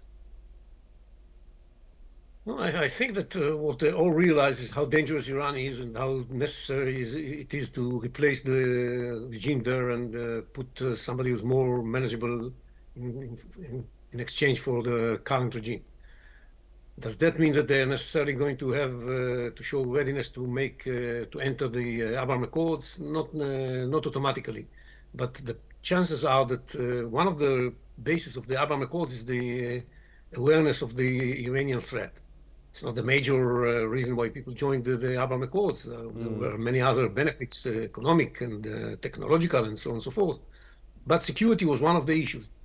And I think that they all realize now, Kuwait and Saudi Arabia and Oman, and even Qatar, how dangerous Iran is and how necessary it is for them to join all kinds of alliances and agreements that can make them better fit to protect themselves. So yes. I believe that eventually this is going to move them in the right direction a little bit. However, Yossi, although they might not have wanted to have believed it, they were warned about this. If Israel or the United States did indeed interject militarily into Iran, the country, she was very vocal about striking those US interests in the region, many of which are in Saudi Arabia, Oman, Qatar, the UAE, many of these Gulf countries who Donald Trump has taken quite a shining to in his second term. Do you think that this has destabilized Israel's possibility of normalizing relations with those countries that aren't in the Abraham Accords, and possibly even soured relations with those who are? Yes, I think so. This is an opportunity for us and for them as well, that to do the right thing and join the Abraham Accords. I think that I'd be very happy if they do. And I'm talking first and foremost about Saudi Arabia, because the Saudis were considering that before the 7th of October 2023 terror attack on Israel. And afterwards they got some cold feet, but I hope they are going to reconsider it now that they were attacked by Iran, and understand that they should cooperate with Israel for all the benefits that this may prove providing them. And it's beyond just that. We see what's happening in Lebanon. We were attacked from Lebanon by Hezbollah on behalf of the Iranians. We take harsh measures against Hezbollah, and we see that more and more people speak about the possibility that once we manage to bring about the disarmament of Hezbollah in Lebanon, there's going to be a possibility of Lebanon joining the Abraham Accords as well. So the future is, I wouldn't say bright, but there are some lights in the future that we should make our best in order to really use them in order to improve the living conditions in every place in the Middle East. Okay, joining us as well on this story is Sol Sadker, a political commentator joining us live also from Tel Aviv. Sol, thank you very much for joining us. As the conflict stretches into its second week, what hopes do you have in the coming days? We're of course seeing escalation as time ticks on, with even further Gulf partners of the United States being struck. How is this going down in Israel, and what do you think the responses are going to be ultimately from those Gulf states if this continues? The Gulf states are very much tied into the American operation. They have taken a lot of hits, perhaps even more than Israel, over the past 7 days, coming up towards 7 days. And the operation so far is a resounding success. People in Israel are extremely relieved. As you can see, life continues around me pretty much as normal. Once every few hours, their alarm goes off and everyone has to run to the shelters. People here are very, very optimistic. They understand that in 2 days, they will be marking the 2.5 years since Yahya Sinwar kicked off this large-scale war across the Middle East when he attacked Israel on October 7th. And they recognize, I would say almost everyone recognizes fully at this point, that the difference of Israel's standing in the world between that moment and now is night and day. That it's a revolution for Israel in terms of its position in the world, its geopolitical power, and its peace and security. The enemies that tried to destroy this place are strewn across the battlefield, everywhere from Yemen to Tehran. All their plans have failed, and now the regime that set this all in motion and worked for 47 years to destroy Israel is itself facing destruction. Okay, so you said that the atmosphere is very optimistic in the country. Is it different to any other of the conflicts which Israel has fought in different years, whether that be the Gaza conflict, whether that be Lebanon, or even back in June when Israel launched those attacks on Iran back last year? What's the difference in this war that is going on now, and what's the attitude? I would say the difference here at this point, most people here don't see the war as having ever ended. They don't see a difference between the war that was in Gaza, the operations that were in Lebanon, the attacks against the Houthis, and the various rounds of fighting with Iran. They view it all as one piece. And they view this now as the end game. And removing the Ayatollah, the head of the entire axis of resistance, so many of his followers in senior positions, and essentially destroying all their arsenals, both nuclear and conventional, and rendering them effectively harmless. That really ends Israel's great enemy, the final boss that it's been dealing with over the past 20 years. It's much longer than the past 2.5 years. People that think about it, I'm sure, all recognize that. Either way, the people that just continue their lives and don't think about this stuff too much certainly are picking up on the general sense of satisfaction that while this has been a difficult 2.5 years for Israel, with much loss, the end result, the end game that's now in plain sight, is one of total victory. Yossi, I want to come back to you next. There's a lot of skepticism in the United States about the length of this conflict. Donald Trump has reassured the public and says it's only going to last 4 to 5 weeks. He's mulled over the possibility of it being longer, but that's the figure he's said so far. How about Israel? If this conflict does indeed last weeks, months, or even possibly longer than that, would there be the same amount of political animosity if that did occur, or is Israel ready for that? It's, there are different opinions even in the Israeli public, but the vast majority supports this operation, ready to support it for a long period of time, understands that it takes time in order to reach the goals that we have put forward in front of ourselves, especially weakening the regime to the point that the people of Iran will be able to take over from it and remove it from power. This is going to take time. The operational targets of hitting the capabilities, the military capabilities of Iran may take less time, but weakening the regime is going to take a longer time, and people in Israel are ready to wait until it's done. Because if we manage to bring about this collapse of the regime and replacing it with a reasonable regime, democratic regime in Iran, then we've completed the job. And we've been in the war now for 2.5 years, so we want to make sure that the results we get are the results necessary in order to make sure that this is not going to be reopened again within a short period of time. That's we are ready to wait. In the United States, the story is a little bit different. They didn't live throughout this war of 2.5 years that we did, and so it's a different approach. And there are more criticism on the American administration for going for that war, but they don't suffer the way we do, and that's to be understood.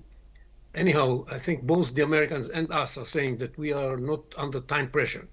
We shall do what needs to be done, and we have enough patience, and we have enough force to make sure that we reach our goals. Gentlemen, stay with us. We're turning over to Lebanon next for some updates. As the Israel-Hezbollah conflict intensifies, thousands of families in Beirut have been left homeless. The escalating violence has forced residents to flee their homes, seeking shelter in makeshift camps as the bombardment continues.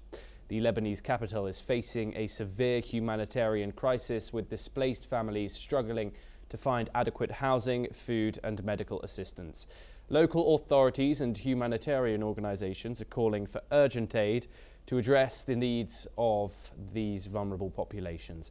The situation is becoming increasingly dire, with no immediate resolution in sight. Let's in fact listen in to some of the displaced Lebanese residents in Beirut. نايمين هون بالطرقات، شي نايم بالسيارات وشي نايم على الطريق، شي على البحر، يعني مشردين، هن شردونا وطلعنا. هذا بيقولوا لها مثل التشريد، يعني أنا بحياتي ما نمت نومة الأرض هيك. مجبر يعني نامها. بس على إنه غطا ما حدا جاب، قال بكره وبعد بكره، بكره وبعد بكره. اكيد شيء مش مقبول. وكلبناني صراحه ما اللي اكثر شيء بحير الواحد ما بيقدر يعرف مع مين يكون، يعني ما فيك تكون لا مع هالطرف ولا مع هالطرف، اثنيناتهم مثل ما بيقولوا ظالمين اكثر من بعض، ظالميننا نحن كلبنانيين اكثر من بعض. فكرمال هيك العالم ما عم تلاقي طريقه تقدر تواسي حالها ليش هي وصلت لهون. Saul, I want to come to you on this. Lebanon, now a new front opening in this conflict after Israel saying that it is targeting Hezbollah infrastructure in the capital of the country. Yossi, I believe Saul has lost connection. Yossi, I'm going to come to you with this. How do you think the situation in Lebanon might develop? Of course, obviously, we know that Hezbollah capabilities have been limited over the past 2 years. We now have seen the suburbs of Beirut be targeted by the IDF. Tensions really seem to be escalating there, especially with those Israeli strikes, which are raining down on those areas of the Lebanese capital. How central is Lebanon in this conflict? Well, it's the sideshow, but it's an important sideshow. It's not totally negligible. And the Hezbollah, in spite of the damage done to it throughout this war, is still capable of launching missiles and drones towards Israel, as they do on an hourly basis ever since they decided to join the war. And we take the necessary measures in order to retaliate and charge Hezbollah with a heavy price. And the price is paid by not only the members of Hezbollah that are being targeted by us, but also by their neighbors who have to flee from their neighborhoods in southern Beirut and in the southern part of Lebanon, because we asked them to leave in order to keep them out of harm's way. And that's what's happening right now. They complain a little bit too much. It's only one day, but yes, a lot of damage is being done to the neighborhoods where they operate from. And the southern suburb of Beirut is the major headquarters of Hezbollah. And we take action against these headquarters. And The neighboring buildings are also hit a little bit. And this is the situation in Lebanon. And I hope that by weakening Lebanon, weakening Hezbollah even further, we shall create the conditions that would enable the Lebanese government and the Lebanese armed forces to take finally the necessary steps in order to disarm Hezbollah. They do show a little bit more backbone, and they took steps against the Iranian presence supporting Hezbollah in Lebanon, and they are showing that they are determined to make sure that there's only going to be one weapon in Lebanon that would be used, and these are the weapons of the government. But they've not confronted Hezbollah yet. Once they confront Hezbollah and force it to disarm, then all kinds of opportunities open up, including some better relations between Israel and Lebanon. So far, it has not been the case, and we still have to take severe measures. One of the things we did was to expand our presence along the border with Lebanon, because we know they have special units that are supposed to take action against us along the border. So we have to deploy on the northern part of the border inside Lebanon and make sure that the population that hosts Hezbollah over there will not be present there, and that several hundreds of thousands of people from southern Lebanon had to move to the north. Okay. Yossi Kawawasa, thank you so much for providing us that insight. It's always a great pleasure to talk to you. I want to thank Sol Sadka as well for taking the time and joining us. We now turn over to Europe to end this hour, where Hungary's tax authority has detained 7 Ukrainian nationals, including a former Ukrainian Secret Service general, over suspected money laundering. The National Tax and Customs Administration, or NAV, took action on March the 5th after uncovering the operation, which also involved 2 armoured cash transport vehicles. The arrests come after accusations from Kyiv blaming Hungary has taken hostage a group of Ukrainian bank employees. Authorities are now conducting criminal proceedings against the suspects. Well, that is all that we have time for this hour. Keep watching NewsX World for more international news updates.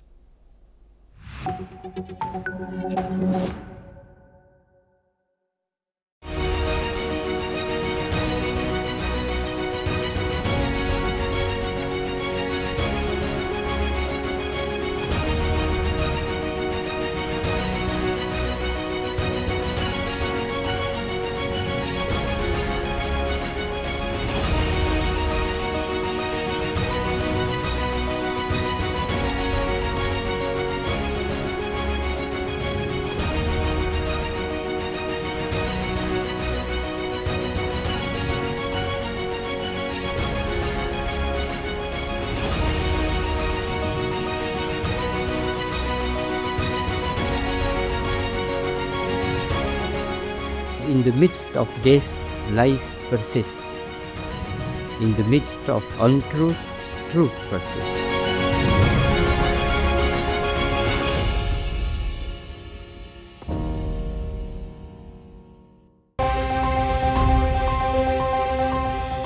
The physics was known for quite a while, and so that I think it hasn't really changed our understanding the quantum world work. Our job with the James Webb Space Telescope was to look as far back in time as we could to see the universe as it was young. Changing the basic attitude about what education is for and what it needs to be. Biology, medical studies, they make great progress.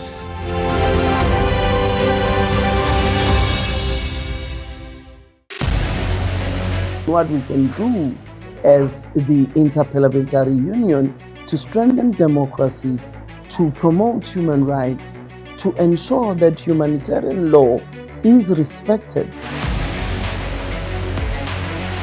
UN Security Council needs a makeover, a comprehensive reforms, and India deserves a position there, a role there.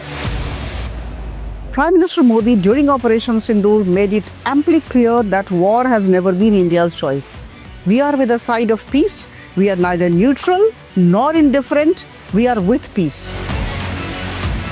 We would have dealt with the U.S. a whole lot on trade and those kinds of things, and that's not as certain these days. So we have to go back and look at our European partners, our Asian partners. An opportunity to exchange, to have a dialogue, to have a debate on a different perspective on finding the solution of the conflict. First thing that is important to have a common ground, and that we do have with humanitarian laws and human rights, but also to say, okay, what does it mean for us as a country to act on these laws and how can we work together? When we realize that there's something wrong with democracy, the institutions and policies, values come together and we take stock, and it's possible then to improve and chart a new course for democracy.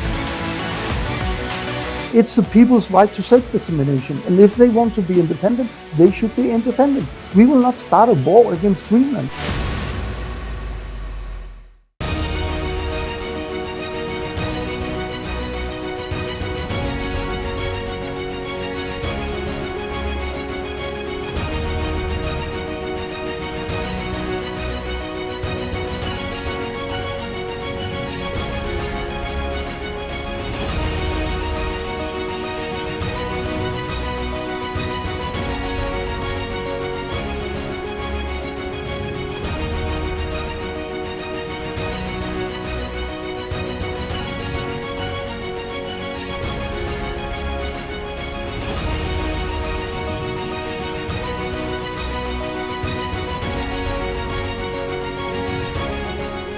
In the midst of this, life persists.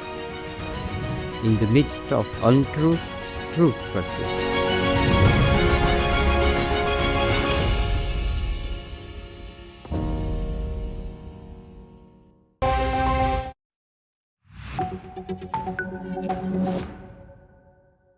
Trump wants to pick Iran's next leader. Could Kurdish forces change the game in Iran?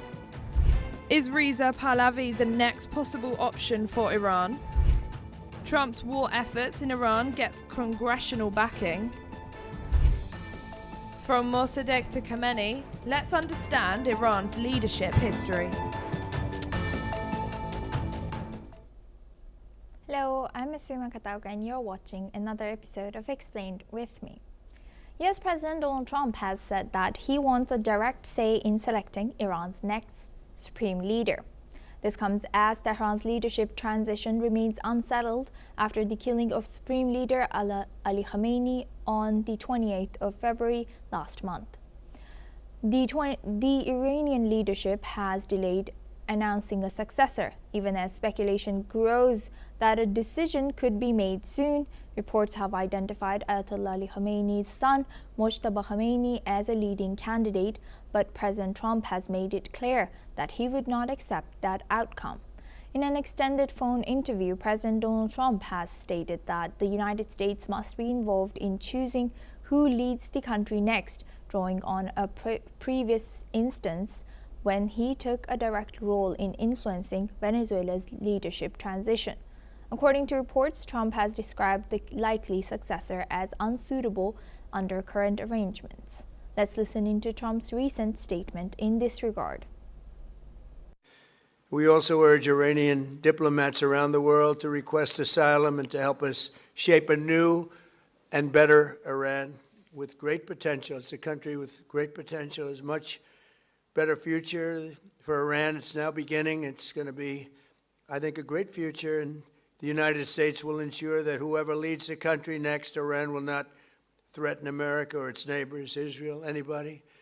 If you look at what happened, they had missiles aimed at all of these other countries, Qatar, Saudi Arabia, UAE, many others that weren't really involved very much, and they had missiles aimed. Well, they were aimed there long before this ever started. They were going after the entire Middle East. And then we came along. We blew up their party. Now, experts say that this position represents a highly unusual intervention into the internal political process of a sovereign nation. It also raises deep questions about international norms and how much influence external powers should exert in leadership transitions abroad. Moreover, earlier in the day, Trump also claimed that Iran had reached out to the United States for a deal. However, Iranian Foreign Minister Abbas Araghchi later clarified in an interview that Iran was not seeking a ceasefire and saw no reason to negotiate with Washington. Araghchi has also expressed Iran's disillusionment with the U.S. approach, calling previous negotiations where Iran felt attacked mid-discussion. Now let's also pay attention to the part where Trump drew a direct comparison to what he described as a successful government intervention in Venezuela earlier this year. Trump has repeatedly said that he would prefer an Iranian leader similar to the temporary Venezuelan leader, Delcy Rodriguez, who took over after Nicolas Maduro's ouster by the U.S. forces back in January. President Trump basically wants someone who's aligned with U.S. interests and willing to cooperate on key strategic issues. This has also drawn intense attention on Capitol Hill. The U.S. House of Representatives narrowly rejected a resolution that would have required President Trump to secure congressional authorization before continuing a military action in Iran. The measure failed by a vote of 219 to 212, largely along party lines, with most Republicans supporting the president's authority to conduct the campaign. Meanwhile, opposition lawmakers argued that the vote signaled an unchecked expansion of executive military power. At the White House, House Armed Services Committee, Undersecretary of Department of Defense Elbridge Colby faced intense scrutiny from lawmakers. Members pressed him on the administration's strategy in Iran, including the scope and transparency of ongoing military actions. Let's listen into some of the statements made by the lawmakers during that discussion. It hasn't been clear to you yet. We're concerned that the president and his staff and minions are disrespecting the Congress of the United States, this committee, and simply going to do whatever a dictator wants to do. Trump was running for office. He said over and over and over again, I'm not going to do wars. In fact, he very specifically said, if I'm president, we will not go to war with Iran. And here we are. So I'm genuinely curious, what changed? What changed from when he was a candidate to when he was in office that has led us to the level of conflict that we are now experiencing? I can give you the perspective from the Department of War, which represents the direction that the President has given for the military campaign, which is specifically focused on degrading and destroying the power projection, particularly the conventional power projection capabilities of the Islamic Republic of Iran, and thus especially missile one-way attack drones capabilities and their production, as well as the naval forces of the Islamic. Additionally, some lawmakers also pushed back on comparisons used by Republican officials to explain the campaign, including analogies to past foreign policy situations. Let's once again turn to their discussions. Iran to Venezuela is like, I don't know, comparing Kentucky to Venezuela. It's equally valid. I don't think it's a perfect analogy, sir, but I think I'm just making a point about in terms of the flexibility of the political objective. And of course, the president has said